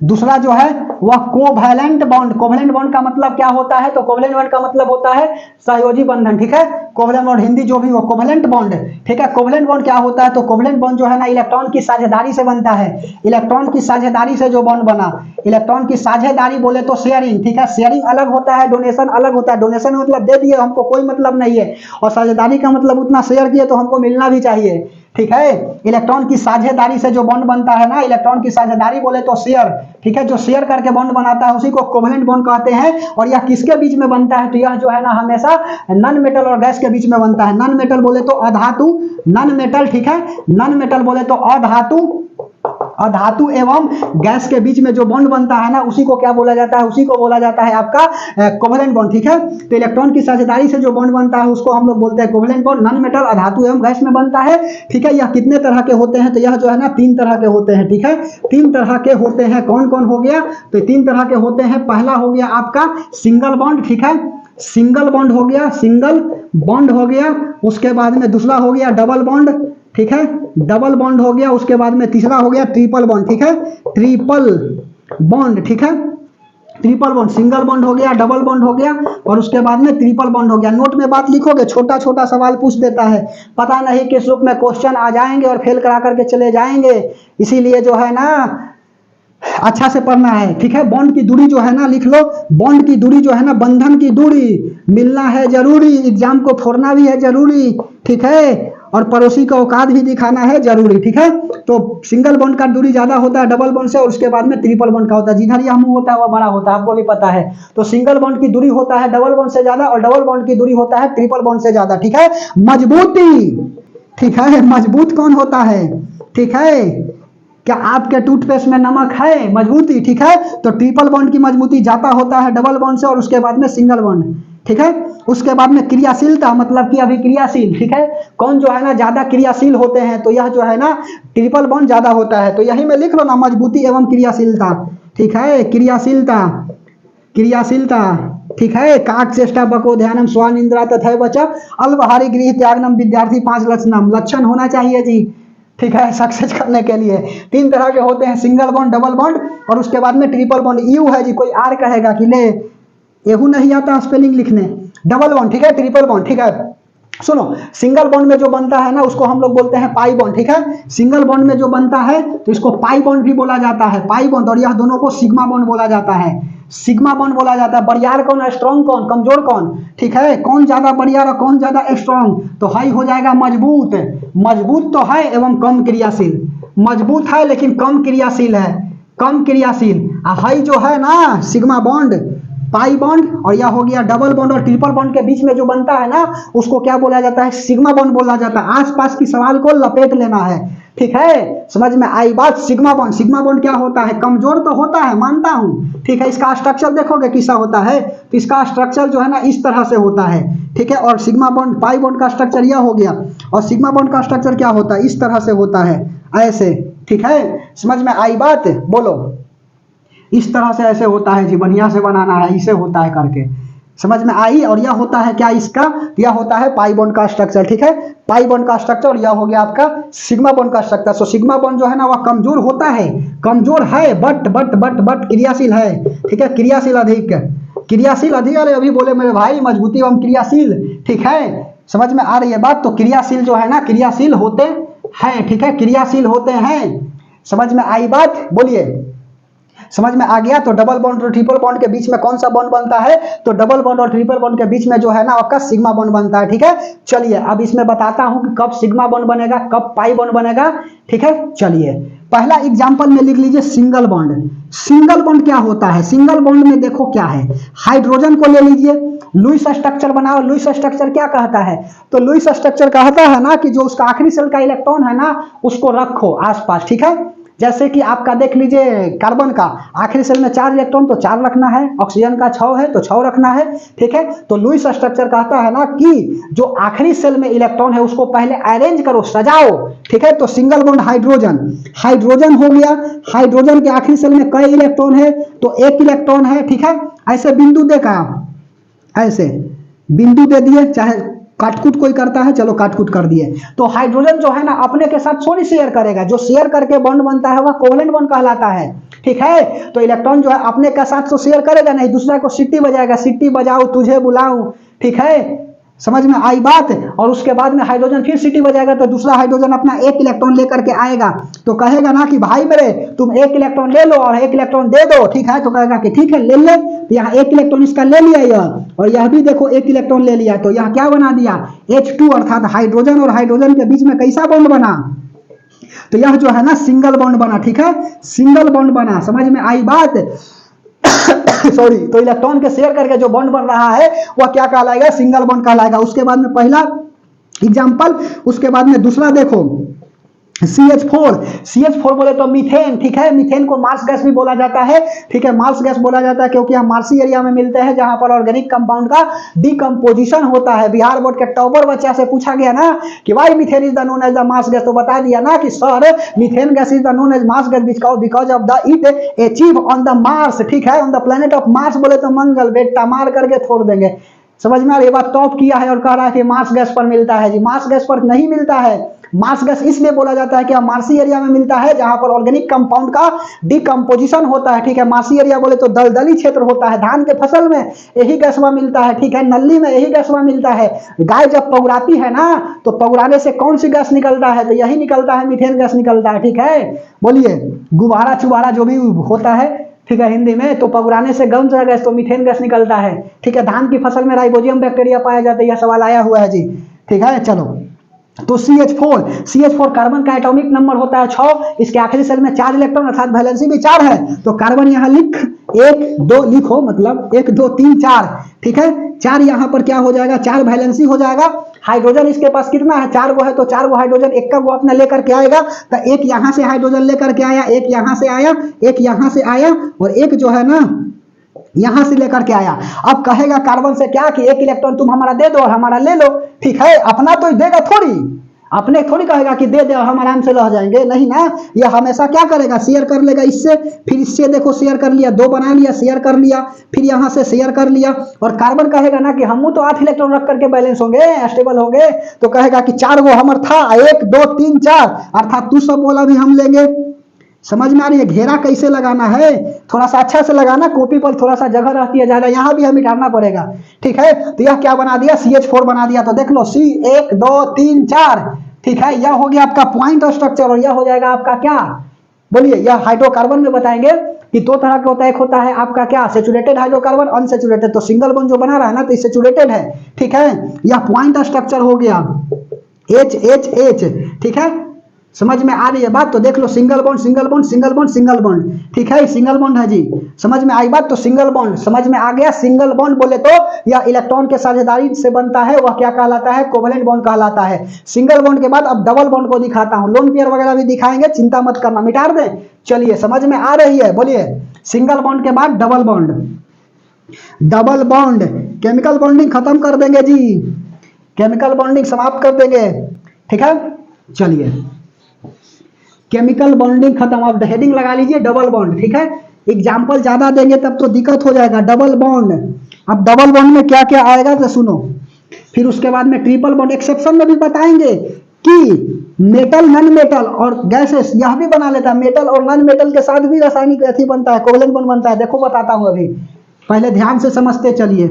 कोवलेंट बॉन्ड हो गया, अब डबल बॉन्ड बताना है हमको, उसके बाद में ट्रिपल बॉन्ड, फिर लोन पेयर वगैरह, पोलर बताएंगे, नॉन पोलर बताएंगे, हाइब्रिडाइजेशन भी बताना है, कैसे एंगल निकालते हैं, ठीक है। चलिए देखो अब हो गया दूसरा आपका डबल बॉन्ड, ठीक है। डबल बॉन्ड, डबल बॉन्ड क्या होता है, तो डबल बॉन्ड इलेक्ट्रॉन के बीच में शेयरिंग में 2 इलेक्ट्रॉन का साझेदारी हो, 1 इलेक्ट्रॉन की साझेदारी सिंगल बॉन्ड, 2 इलेक्ट्रॉन की साझेदारी, 2 इलेक्ट्रॉन की साझेदारी क्या हो जाएगा, डबल बॉन्ड हो जाएगा, ठीक है। 1 इलेक्ट्रॉन की साझेदारी सिंगल बॉन्ड, 2 इलेक्ट्रॉन की साझेदारी डबल बॉन्ड। जैसे CO2 को उठाओ ना, कार्बन डाइऑक्साइड, ठीक है, कार्बन डाइऑक्साइड का प्रयोग कहां पर किया जाता है, तो पहला बात कार्बन डाइऑक्साइड का प्रयोग जो है ना आग बुझाने के लिए किया जाता है, ठीक है। चलिए CO2, तो कार्बन हो गया, यहाँ ऑक्सीजन हो गया, ऑक्सीजन हो गया, लिख दिए। कार्बन के आखिरी सेल में लूज स्ट्रक्चर बनाओ, कई इलेक्ट्रॉन, 4 इलेक्ट्रॉन, 1 2 3 4, ठीक है। ऑक्सीजन के आखिरी सेल में 6 इलेक्ट्रॉन, स्ट्रक्चर बनाओ, यहाँ पर तो 1 हो गया, 2 हो गया, 3 हो गया, 4 हो गया, 5 हो गया, 6 हो गया। ठीक है, आओ थोड़ा सा दूर लिखे दो कि ताकि साफ साफ 1 2 3 4। ठीक है, यहाँ पर 1 2 3 4 5 6 हो गया। समझ में आई बात? अरे कार्बन के आखिरी सेल में 4 इलेक्ट्रॉन लिख दिए, 1 2 3 4। जरूरी थोड़ी है कि ऊपर नीचे ऐसा हूं तो लिख सकते हैं, जहां लिखना है लिखो ना। और ऑक्सीजन के आखिरी सेल में 2 2 4 2 6, 2 2 4 2 6। अब यह क्या करेगा? ऑक्सीजन कहेगा ना कि हम स्टेबल होंगे, तो 2 4 6 और यहाँ 2 यह ले लेगा इसका। बोलो 8 हो गया ना। और यहां पर भी देखो 2 4 6 8 लेकर के यह स्टेबल हो जाएगा। समझ में आई बात? और यहां से लेकर के पूरा कर दीजिएगा ऐसे। तो देखो 2 2 4 2 6 2 8, कार्बन का भी 8 हो गया। ठीक है, तो यहाँ पर कौन सा बॉन्ड बना? 2 इलेक्ट्रॉन का साझेदारी हो गया। देख लो 1 2 इलेक्ट्रॉन का साझेदारी हो रहा है, इस तरह से स्ट्रक्चर बनेगा ना यहाँ पर। बोलो समझ में आई बात? तो यहाँ पर 2 बन गया, 2 बॉन्ड के 2 इलेक्ट्रॉन की साझेदारी हो रही है, तो 2 इलेक्ट्रॉन की साझेदारी से जो बॉन्ड बन रहा है उसको हम लोग क्या बोलेंगे? डबल बॉन्ड बोलेंगे। ठीक है, कोवलेंट बॉन्ड का प्रकार है डबल बॉन्ड। ठीक है, पहला एग्जांपल नहीं समझा, चलो दूसरा से समझाता हूं। H2O ले लो, H2O बोले तो वाटर। ठीक है, मंदक के रूप में D2O का प्रयोग किया जाता है जी। D2O बोले तो डाइटेरियम ऑक्साइड भारी जल। ठीक है, देखो oxygen, hydrogen 2 oxygen, 1 2 3 4 5 6 hydrogen hydrogen, यह तो सिंगल बॉन्ड बनाएगा जी। ठीक है, बोलो यह तो सिंगल बॉन्ड बना दिया। ठीक है, H2O जो है वह आपका कौन सा बॉन्ड बना दिया? तो H2O जो है ना वह सिंगल बना दिया। O2 बोलो, O2। ठीक है, ऑक्सीजन ऑक्सीजन। ठीक है, 1 हो गया, 2 हो गया, 3 हो गया, 4 हो गया, 5 हो गया, 6 हो गया। 1 2 3 4 5 6, यहां से देखो यह दोनों शेयर कर लेगा, तो ऑक्सीजन ऑक्सीजन में यह बन रहा है ना। बोलिए, तो यह डबल बॉन्ड बन गया। तो डबल बॉन्ड का मतलब होता है 2 इलेक्ट्रॉन की साझेदारी। ठीक है, 2 इलेक्ट्रॉन की साझेदारी क्या कहलाती है? डबल बॉन्ड कहलाती है। ठीक है, अच्छा लोन पेयर वगैरह क्या होता है? लोन पेयर इसी में बता दे, चलो खींच लेता हूं इसी में। लोन पेयर को भी काहे छोड़ेंगे? लोन पेयर क्या होता है? तो लोन पेयर जो है ना, साझेदारी के 2 इलेक्ट्रॉन साझेदारी में भाग ना ले, उसी को लोन पेयर बोलते हैं। ठीक है, जो इलेक्ट्रॉन शेयरिंग में भाग ना ले, do not participate in the sharing, known as the lone pair. ठीक है, one lone pair less than the angle 2.5 degree. ठीक है, बोले तो मतलब 2.5 डिग्री एंगल क्या करता है? लेस कर देता, मतलब घटा देता है। जो इलेक्ट्रॉन की साझेदारी, जो इलेक्ट्रॉन की साझेदारी में भाग ना ले। ठीक है, इलेक्ट्रॉन की साझेदारी में, बॉन्ड की साझेदारी ना जी, जो बॉन्ड की साझेदारी, जो लिखना लिखो, जो इलेक्ट्रॉन की साझेदारी में भाग नहीं लेता है, सही हम लिख रहे हैं, भाग नहीं लेता है, उसी को क्या बोला जाता है? लोन पेयर बोला जाता है। जैसे सुनो, यहां पर कार्बन डाइऑक्साइड का बनाया है, तो थोड़ा सा देखो, यह कार्बन, यहां पर भी कार्बन, और यहां पर ऑक्सीजन CO2, एक सी होता है जी, सी हो गया, O हो गया, O हो गया, 1 2 3 4। ठीक है, 1 2 3 4, यहाँ पर 1 2 3 4 5 6, 2 2 4 और 2 6 हो गया। यहाँ से यह ले लिया, यहाँ से यह ले लिया। ठीक है, यह क्या कर लिया? यह दोनों तो शेयर कर लिया 2 2 इलेक्ट्रॉन का। अब यहाँ देखो 1 2 3 4, 4 को जो है ना यह शेयर नहीं किया, यह इलेक्ट्रॉन तो शेयर कर लिया, यह भी शेयर कर लिया, लेकिन यह कहां शेयर किया? समझ में आ रही है बात? यहां पर भी देखो 1 2 3 4। ठीक है, यह भी शेयर नहीं किया है, 1 पेयर 2 पेयर 3 पेयर 4 पेयर, यह साझेदारी में भाग नहीं लिया, इसी को हम लोग बोलेंगे लोन पेयर। तो CO2 में देखो, CO2 में कितना लोन पेयर? Lp का वैल्यू कितना? Lp बोले तो लोन पेयर। CO2 में लोन पेयर कै वो हो जाएगा? तो देखो CO2 में लोन पेयर 1 2 3 4। ठीक है, 2 इलेक्ट्रॉन रहेगा तभी ना पेयरिंग होगा, पेयरिंग का मतलब जोड़ा। तो 1 जोड़ा 2 जोड़ा 3 जोड़ा 4 जोड़ा, तो इसमें लोन पेयर कै गो बन गया? 4 गो। ऑक्सीजन में देखो 1 2 3 4, ऑक्सीजन में कितना बना? तो O2 में है, जो O2 में है ना लोन पेयर, वह भी कै गो बना? 4 गो बना। और एक लोन पेयर जो है ना, नोट में बात लिख लेना, नोट में 1 लोन पेयर जो है 2.5 डिग्री का एंगल, 2.5 डिग्री की एंगल की कोण क्या करता है? कम कर देता है। ठीक है, हाइब्रिडाइजेशन बताएंगे ना जी एंगल वाला, तो बहुत मदद करेगा। समझ में आई बात कि लोन पेयर क्या होता है? और यदि इसको इन डिटेल देखना है तो फाउंडेशन में जाइए मेरे दोस्त, क्योंकि यहाँ एग्जाम्पल देंगे तो पढ़ाएंगे कब। ठीक है, बोलिए आगे भी तो पढ़ाना है, बोलो सब कुछ पॉसिबल 1.5 घंटा में जो है ना, पूरा मतलब कि फाउंडेशन की तरह थोड़ी है। यह तो एक ऐसा सीरीज है ना कि जो पढ़ करके आया है उसको बहुत बेनिफिट मिलेगी, बार बार बोल रहे हैं। ठीक है, और समझ में आ रही तो बहुत बहुत धन्यवाद। ठीक है, बोलिए, तो जो इलेक्ट्रॉन की साझेदारी में भाग नहीं लेता है उसी को हम लोग बोलते हैं लोन पेयर। ठीक है, अगला डबल बॉन्ड के बाद एक एक्सेप्शन में बात लिख लो। एक्सेप्शन में एक्सेप्शन में कि क्या बोलता है, शेयरिंग से जो बॉन्ड बनता है उसको क्या बोलते हैं, तो कोवलेंट बॉन्ड बोलते हैं। कोवलेंट बॉन्ड हमेशा किसके बीच बनता है, तो कोवलेंट बॉन्ड जो है ना वह धातु और गैसेस के बीच में बनता है, लेकिन एक्सेप्शन है कोवलेंट बॉन्ड जो है ना धातु और अधातु के बीच भी बन जाता है। ठीक है, एक्सेप्शन में लिखो धातु एवं अधातु के बीच भी बनता है, अधातु के बीच भी कोवलेंट बॉन्ड देखा जाता है, कोवलेंट बॉन्ड बनते देखा जाता है, बनते हुए देखा जाता है। ठीक है, देखा जाता है, समझ में आई बात। जैसे कि सुनो, सोडियम हाइड्रोक्साइड ले लो, NaOH, O ले लो, यहाँ H ले लो, यहाँ सोडियम ले लो। ठीक है, यही ना हो गया। सोडियम क्या है, तो नॉन मेटल है, नॉन मेटल नहीं होगा, मेटल है। ऑक्सीजन नॉन मेटल है, हाइड्रोजन गैसेस है। ठीक है, सब आ गया। नॉन मेटल भी बोल सकते हो, तो हाइड्रोजन का 1 हो गया, 2 हो गया, 3 हो गया, 4 हो गया, 5 हो गया। ठीक है, और यहाँ पर 6 हो गया। समझ में आई बात। ऑक्सीजन के आखिरी सेल में 6 इलेक्ट्रॉन, यही तो कहता है लूस स्ट्रक्चर कि 2 हो गया, 2 4 और 2 6। सोडियम का आखिरी सेल में 1 इलेक्ट्रॉन, हाइड्रोजन का 1 इलेक्ट्रॉन। देखो यह ले लिया, हो गया स्टेबल। यह अपना क्या करेगा, 1 इलेक्ट्रॉन दे देगा, दे दिया। और यहाँ पर देखो यह दोनों रह गया। समझ में आई बात, बोलो। तो ऑक्सीजन, यहाँ पर हाइड्रोजन OH NaOH, और यहाँ पर सोडियम, यहाँ पर 1 बॉन्ड बना और यहाँ पर भी 1 बॉन्ड बना, और यहाँ देखो 2 को जो है ना वह रह गया। तो यहाँ पर लोन पेयर कितना हो गया, 1 और 1, 2 लोन पेयर हो गया। समझ में आई बात। तो देखो सोडियम मेटल है, हाइड्रोजन नॉन मेटल है, तो धातु और अधातु के बीच में शेयरिंग हो गया ना, बोलिए। तो यह भी क्या हो गया, एक्सेप्शन हो गया केमिस्ट्री का। धातु एवं अधातु के बीच भी कोवलेंट बॉन्ड को बनते हुए देखा जाता है। अब डबल बॉन्ड के बाद अगला हेडिंग लगा लीजिए, ट्रिपल बॉन्ड। ठीक है, ट्रिपल बॉन्ड जिसमें 3 इलेक्ट्रॉन की क्या होती है, साझेदारी होती है, उसको ट्रिपल बॉन्ड बोला जाता है। बोलिए, ट्रिपल बॉन्ड मतलब जिसमें 3 इलेक्ट्रॉन की साझेदारी होती है, बोले तो ट्रिपल बॉन्ड। हेडिंग लगा लीजिए, ट्रिपल बॉन्ड। बस कुछ देर की खामोशी, बस इसलिए खत्म होने वाला है केमिकल बॉन्डिंग। ठीक है, चलिए। केमिकल बॉन्डिंग अपने आप में बढ़िया टॉपिक है जी, बोलो। केमिकल बॉन्डिंग बहुत अच्छा टॉपिक है। यह सूख जाता है तो मिटरता ही नहीं है। बताइए फिजिक्स का कौन सा लॉ है नहीं मिटरता है जी सूखने पर, इसलिए कि यहाँ पर पानी जो है ना एब्जॉर्ब करता है कपड़ा। कौन सा फोर्स, कोहेसिव के एडहेसिव। आप कमेंट सेक्शन में कमेंट करिएगा। फिजिक्स हम नहीं पढ़ाए हैं, ठीक है, पढ़ाएंगे। कितना पढ़ाए अकेले जी, सब सब्जेक्ट पढ़ाना पड़ता है। ठीक है, चलिए, समझ में आ रही है तो धन्यवाद। चलो हेडिंग लगा लो, क्या, तीसरा triple bond. Triple bond, triple bond क्या होता है, इसमें 3 इलेक्ट्रॉन की साझेदारी होती है। 3 इलेक्ट्रॉन की साझेदारी, 3 इलेक्ट्रॉन की साझेदारी क्या कहलाता है, तो 3 इलेक्ट्रॉन की साझेदारी जो है ना वह कहलाता है आपका ट्रिपल बॉन्ड। ठीक है, ट्रिपल बॉन्ड में क्या होता है, 3 इलेक्ट्रॉन की साझेदारी होती है। ठीक है, 3 इलेक्ट्रॉन। 1 मिनट बना रहिएगा।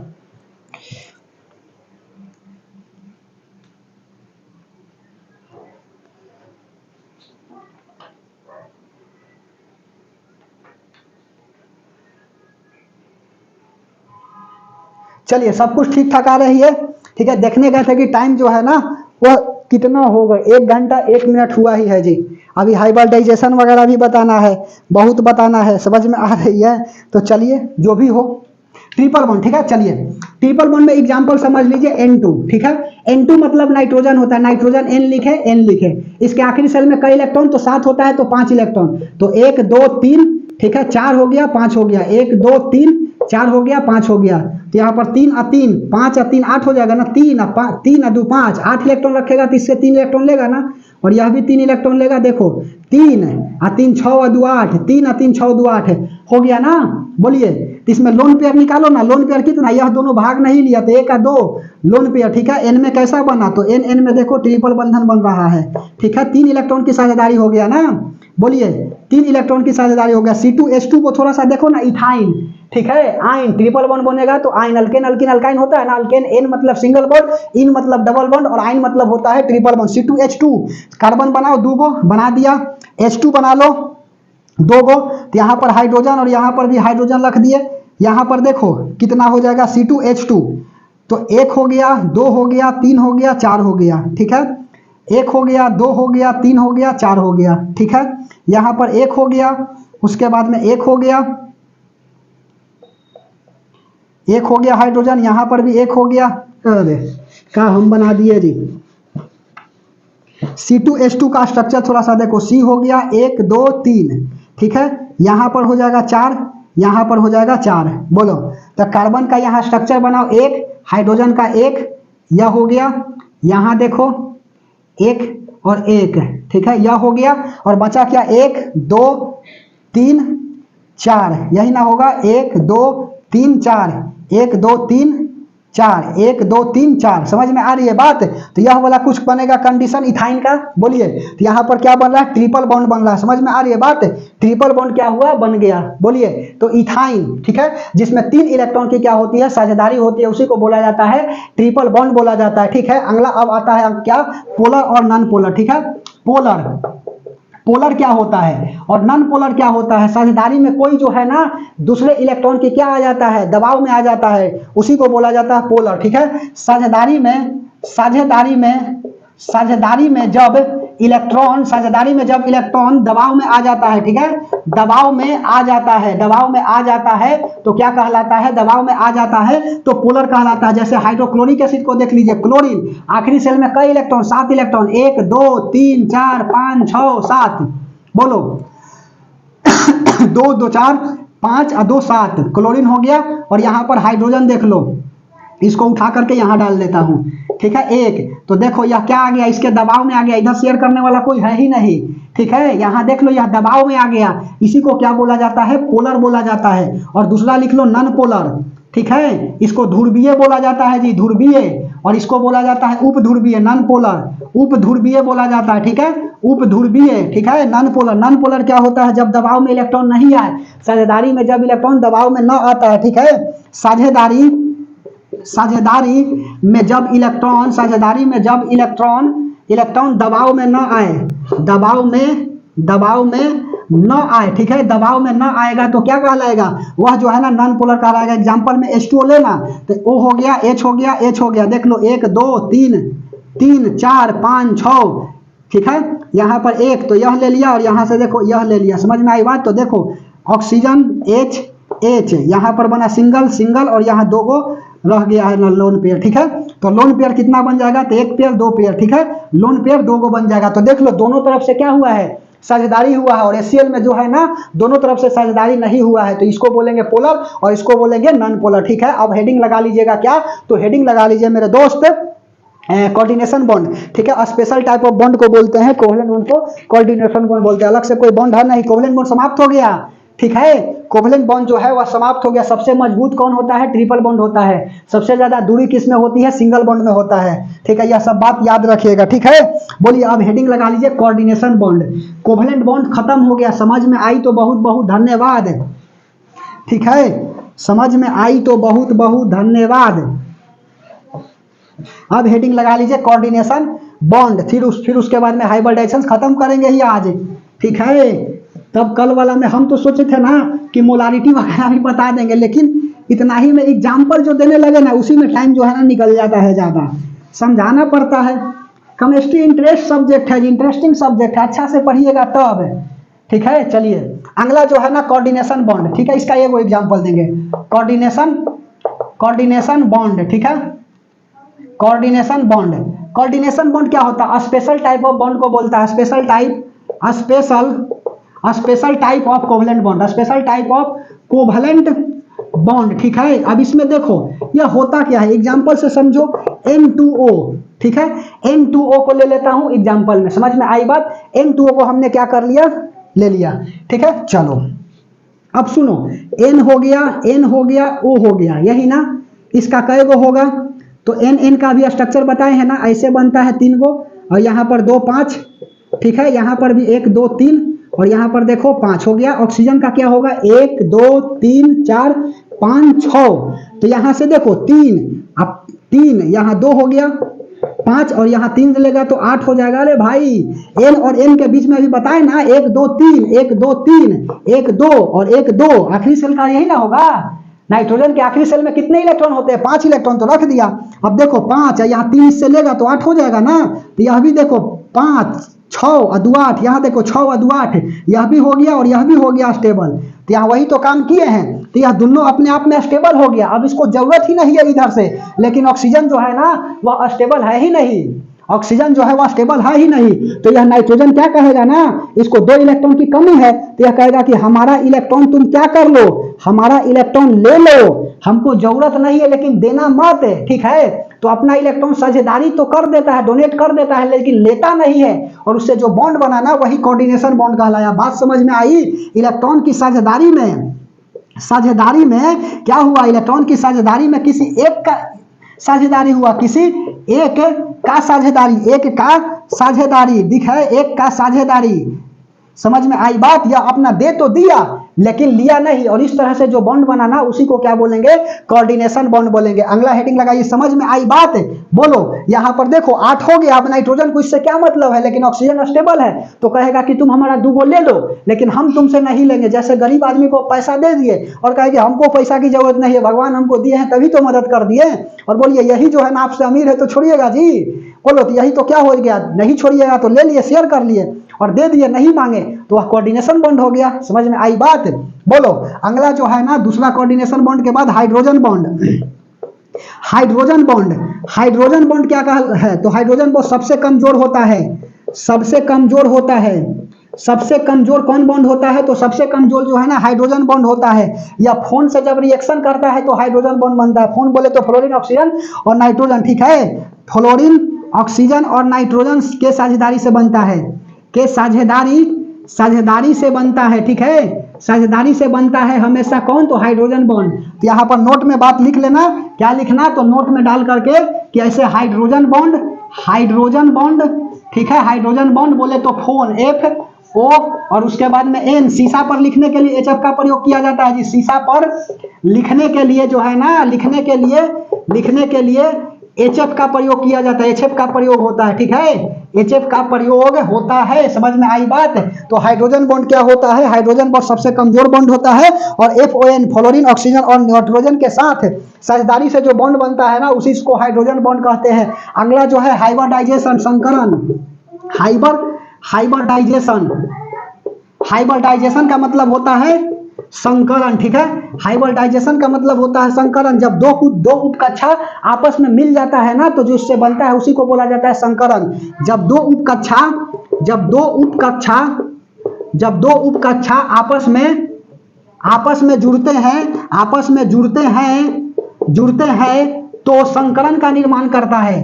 संकरण का निर्माण करता है, ठीक है। संकरण का निर्माण करता है। जैसे कि सुनो, S जो है ना P के साथ मिल गया तो बन जाएगा SP जो है ना फिर P से क्या मिलेगा तो SP2, ठीक है। उसके बाद में SP3। समझ में आई बात? SP2 और SP3 बन जाता है। बोलिए SP2 और SP3। इसको हम लोग क्या बोलते हैं, इसको हम लोग बोलते हैं देखिए इसको जो है ना SP2 को क्या बोला जाता है, तो SP2 को बोला जाता है त्रिकोणीय, और इसको बोला जाता है पिरामिड। इसको त्रिकोणीय, ठीक है, त्रिकोणीय, और इसको पिरामिड बोला जाता है, पिरामिड, ठीक है। यह जो है ना 180 डिग्री कम कर दे, 180 डिग्री का एंगल बनाता है। यह जो है 120 डिग्री का एंगल बनाता है, और यह जो है ना 109.28 है, ठीक है। 25 भी कोई लिखता है, इतना डिग्री का एंगल बनाता है, ठीक है। तो जब दो उपकक्षा आपस में मिलते हैं, सोमरफेल्ड वाला कहानी याद आ रही है? बोलिए कि SPDF होता है ना जी, सब सेल। बोलो सब सेल क्या होता है, SPDF होता है। S में 2 इलेक्ट्रॉन जाता है, P में 6 इलेक्ट्रॉन, D में 10 इलेक्ट्रॉन और F में 14 इलेक्ट्रॉन जाता है। यह बात बताए हैं ना? बोलिए कहां पर बताए हैं, तो यह हम आपको बताए क्वांटम नंबर में, ठीक है। बोलिए तो SP रेखीय हो गया, SP2 त्रिकोणीय हो गया, SP3 जो है ना पिरामिड हो गया। SP1 180, SP2 120 और SP3 जो है ना 109.28 डिग्री का कोण बनाता है, ठीक है। अब हाइब्रिडाइजेशन देखो कैसे बनता है। जैसे सुनो, इसको मिटा दे, 1 मिनट बस समाप्त हो गई है। अच्छा एक बात यहां से देखो, गौर कर रहे हो, बस खत्म हो चुकी है। कल वाला जो क्लास लेंगे ना उसमें मोल पढ़ा देंगे, एसिड बेस एंड सॉल्ट पढ़ा देंगे, केमिकल रिएक्शन पढ़ा देंगे। 3 टॉपिक को निपटा देंगे। यह केमिस्ट्री का तीसरा लेक्चर है, देख लीजिए, ठीक है। फाउंडेशन में इतना पढ़ाने में 12 क्लास लिए हैं जी, और यह जो है 3 क्लास खत्म, ठीक है। चलो अब हमको क्या बताना है, इतना में भी काम हो जाएगा। अब हमारा देखो SP रेखीय हो गया, SP2 त्रिकोणीय और SP3 जो है ना वह पिरामिड हो गया। जैसे सुनो, यहाँ पर जैसे जैसे तुम्हारा जो है ना हाइब्रिडाइजेशन बढ़ रहा है वैसे वैसे एंगल घट रहा है ना। बोलो हाइब्रिडाइजेशन बढ़ गया, नोट में यह बात लिख लो, हाइब्रिडाइजेशन हाइब्रिडाइजेशन बढ़ गया मेरे दोस्त, तो एंगल क्या हो गया, एंगल जो है ना वह घट गया, ठीक है। हाइब्रिडाइजेशन बढ़ गया तो एंगल क्या हो गया, घट गया। पहला बात याद रखना कि hybridisation is inversely proportional to angle, ठीक है। अर्थात इनवर्सली का मतलब होता है एक वो बढ़ेगा तो दूसरा घटेगा। हाइब्रिडाइजेशन sp से sp2 है 180 से 120 सीधे आ गया, और sp2 से sp3 आया तो 109.28 हो गया। अर्थात हाइब्रिडाइजेशन जब बढ़ा ना तो क्या हो गया, एंगल घट गया। एक बार सवाल सीजीएल में पूछा था ना कि CH4 में हाइब्रिडाइजेशन क्या है, ठीक है। तो चलो CH4 बोले तो मीथेन देख लेता हूं क्या आता है। तो कार्बन 1 2 3 4, 1 2 3 4, ठीक है, 4। समझ में आई बात। तो सिंगल बॉन्ड, पाई बॉन्ड, और उसके बाद सिग्मा बॉन्ड, उसके बाद में पाई बॉन्ड और लोन पेयर को देखता हूं, ठीक है। एक हो गया यहां पर ऐसे ना, तो सुनो सिंगल बॉन्ड का एगो है, तो यहाँ पर सिंगल बॉन्ड बोले तो सिग्मा बॉन्ड और पाई बॉन्ड, पाई बॉन्ड और सिग्मा बॉन्ड होता है ना, पाई बॉन्ड हो गया और सिग्मा बॉन्ड। तो पाई बॉन्ड इसमें कितना हो गया, पाई बॉन्ड सिंगल बॉन्ड के बीच में जो बॉन्ड बनता है पाई बॉन्ड होता है, तो एक 2 3 4, 4 वो पाई बॉन्ड हो गया। सिग्मा बॉन्ड क्या होगा, सिग्मा बॉन्ड डबल और ट्रिपल में बनता है, तो यहाँ पर है ही नहीं, जीरो। क्या लोन पेयर में कोई छूट गया है, कोई इलेक्ट्रॉन साझेदारी में भाग नहीं लिया है, तो कोई नहीं है जो नहीं लिया है, तो यहाँ लोन पेयर भी जीरो। तो 4 आएगा ना, तो सुनो एक आएगा sp2 sp3, तो एक यहाँ पर 1 2 3 4 दो वो मिल गया ना, तो यहाँ 2 3 4, 4 के लिए क्या होता है, sp3 होता है। समझ में आ रही है बात, 4 के लिए क्या होता है, तो 4 के लिए जो है ना वह आपका होता है sp3। यह हो गया 2, यह हो गया 3 और यह 4। यदि 4 वो आएगा ना तो sp3 होगा। तो यहाँ पर देखो पाई, अच्छा sp3 कैसे पता चलेगा, तो सुनो हाइब्रिडाइजेशन निकालने के लिए क्या करते हैं, हाइब्रिडाइजेशन निकालने के लिए आपका पहला बात pi bond plus lone pair को जोड़ते हैं, ठीक है। Pi bond plus lone pair को जोड़ते हैं, पाई बॉन्ड 4 को, लोन पेयर 0, तो 4 और 4 के लिए क्या लिखते हैं sp3, ठीक है। 4 के लिए क्या लिखते हैं sp3, और sp3 कितना एंगल बनाता है 109 109.25 या 28 जो भी लिखो, ठीक है। तो मीथेन कौन सा हाइब्रिडाइजेशन बनाया, तो हाइब्रिडाइजेशन जो है ना sp3, और स्ट्रक्चर कहेगा पिरामिड। बेंजीन वाला भी पूछता है जी, ठीक है। बेंजीन बनाओ इस तरह से 1 2 3 4 5 6, ठीक है। यहां से देखो 1 2 3, सी सी सी सी सी सी, हाइड्रोजन दे दो 1 2 3 4 5 6, ठीक है। तो क्या बना दिया C6H6, यह हो गया बेंजीन, ठीक है। बैगन नहीं जी, बेंजीन है, ठीक है। अब इसमें देखो पाई बॉन्ड कितना हो जाएगा, तो pi bond single bond pi bond 1 2 3 4 5 6, बाहर में 6 गो, और 7 8 9 10 11 12, पाई बॉन्ड 12 गो, ठीक है। उसके बाद में सुनो, अब देखो पाई बॉन्ड 12 गो, सिग्मा बॉन्ड कै गो हो जाएगा, सिग्मा बॉन्ड देखो 1 2 3, सिग्मा बॉन्ड 3 गो, ठीक है। सिग्मा बॉन्ड कितना आ गया, सिग्मा बॉन्ड 3 गो आ गया। समझ में आ रही बात, सिग्मा बॉन्ड 3 गो। लोन पेयर इसमें कोई भाग लेवे में छूटा है, नहीं छूटा है, तो 0 हो गया। समझ में आई बात, 0 हो गया। तो यह बेंजीन में पाई बॉन्ड और सिग्मा बॉन्ड जो है ना वह खूब पूछता है कि बताइए पाई में आपका सिग्मा बॉन्ड कितना है, उसके बाद में पाई बॉन्ड, बेंजीन में सिग्मा बॉन्ड कितना है, पाई बॉन्ड कितना है, तो यह सब सवाल जो है वह पूछते हुए देखे हैं, ठीक है। चलिए एक हम NH3 कर ले एग्जाम्पल, आप इसी तरह से एग्जाम्पल लेकर के खेलते रहिएगा मेरे दोस्त। हम बता दिए NH3 कर लो ना, अमोनिया का, ठीक है।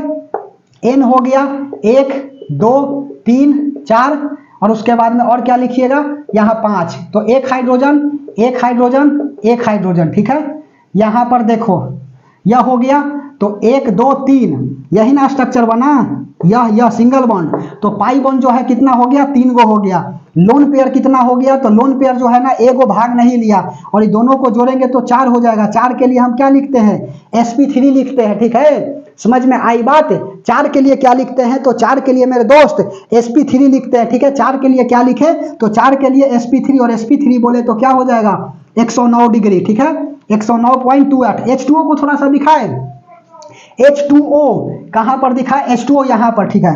H2O सुनो, H2O के लिए क्या करेंगे, H2O के लिए यहाँ पर ऑक्सीजन हाइड्रोजन हाइड्रोजन, एक एक एक एक, ठीक है। यह हो गया 2 हो गया, यहाँ पर 4, 1 2 3 4 5 6, यही ना। तो सुनो यहाँ पर क्या होगा, 1 1, और यहाँ बच गया है, तो पाई बॉन्ड कितना हो गया 2 गो, और लोन पेयर 1 का 1 2, ठीक है। लोन पेयर कितना हो गया, तो लोन पेयर 2 गो हो गया। एक लोन पेयर, अच्छा एंगल कितना कम करता है, यहाँ पर घटाए नहीं, वेरी सॉरी, ठीक है। एक लोन पेयर जो है ना अढ़ाई डिग्री का एंगल कम भी करता है जी, तो यहाँ पर 109 में से अढ़ाई डिग्री घटाना भी करेगा, वेरी सॉरी 109 में से क्या होगा अढ़ाई डिग्री घट जाएगा तो कितना हो जाएगा 106.5, यह एंगल बनाएगा। वेरी सॉरी लोन पेयर वाला अढ़ाई डिग्री घटेगा भी, भले जोड़ दिए लेकिन घटाइएगा ना एंगल, और भी कहीं छूटा है नहीं, और नहीं छूटा। यहाँ तो लोन पेयर 0 था इसीलिए 109.28 लिख दिए हैं, ठीक है। सब एक एंगल बनाएगा तब तो दिखते हो जाएगा। देखो पाई एगो पाई दूगो और लोन पेयर दूगो, तो यह क्या बन गया 4 गो बन गया, 4 गो बन जाएगा तो क्या हो जाएगा sp3, और sp3 बोले तो क्या हो गया sp3 बोले तो यहाँ पर एंगल निकाल लो, sp3 के लिए 109, और लोन पेयर का एगो है 2 गो, एक लोन पेयर अढ़ाई डिग्री का एंगल कम करता है, बताए है ना, एक लोन पेयर अढ़ाई डिग्री का एंगल कम करता है, तो 2 लोन पेयर कितना करेगा 5 डिग्री का एंगल कम कर देगा ना, तो घटा दो 104, ठीक है। बोलिए तो H2O कितना एंगल बनाता है 104 डिग्री का एंगल बनाता है, ठीक है 104 डिग्री का एंगल बनाता है। तो एक बात यहाँ पर यह निकला, दूसरा बात देख रहे हो कि लोन पेयर बढ़ रहा है तो एंगल घट रही है, यस और नो 109। यदि यहाँ पर देखो एगो लोन पेयर था तो 2.5 और 2 गो लोन पेयर हो गया तो 5 डिग्री कम कर दिया, अर्थात जब लोन पेयर बढ़ेगा तो एंगल घटेगा। तो लोन पेयर जो है ना, लोन पेयर क्या हो गया, lone pair is inversely proportional to also angle होता है, और यह दोनों को आराम से लिख लीजिएगा, ठीक है। और यहाँ पर क्या हो जाता है मेरे दोस्त, तो केमिकल बॉन्डिंग आपका समाप्त हो जाता है। बताइए क्लास कैसा लगा, कहीं पर भी जो है ना बात नहीं बनाया है, ठीक है, सीधा जो है मुद्दे की बात किया है, अपनी तरफ से हमने बेस्ट प्रयास किया है। अब बताइए आपको कैसा लगा। कल की क्लास में जो है ना हम मोलारिटी के बारे में बताएंगे कि मोल कंसेप्ट क्या होता है, ठीक है। किसी भी एटम, मोल का मतलब कलेक्शन होता है, किसी भी एटम में जो इलेक्ट्रॉन होता है ना, जो मतलब नंबर ऑफ एटम होते हैं, ठीक है, किसी भी पदार्थ का जो नंबर ऑफ एलिमेंट होता है, नंबर ऑफ एटम और एलिमेंट नहीं 6.022 इंटू 10⁻23 एवोगैड्रो नंबर, इसी को तो बोला जाता है आपका मोल। ओसवार्ड ने यह शब्द दिया था, तो यह बात कल बताएंगे। 22.4 लीटर होता है एनटीपी पर और एसटीपी पर, ठीक है, नॉर्मल टेम्परेचर प्रेशर और स्टैंडर्ड टेम्परेचर वॉल्यूम पर, ठीक है। तो यह बात को कल बताएंगे। बताइए क्लास जो है ना वह कैसा लगा। तो आए हैं मेरे दोस्त तो बेहतर होगा कि सीख करके जाइएगा और लंड फंड के चक्कर में मत रहिएगा, ठीक है। समझ में आई बात। एक जानते हो बात क्या हुआ, एक बच्चा हमसे बोलता है ना कि जानते हैं सर क्या हुआ, हम उससे पूछे कि बाबू तुम्हारा हाल चाल क्या है, तो हमने जब हमने बच्चा से पूछा देखना सुनना, जब हमने बच्चा से पूछा कि बाबू बताओ तुम्हारा हाल चाल क्या है, तो उसने कहा ना कि सर हाल मत पूछिए, हमारा हाल जो है ना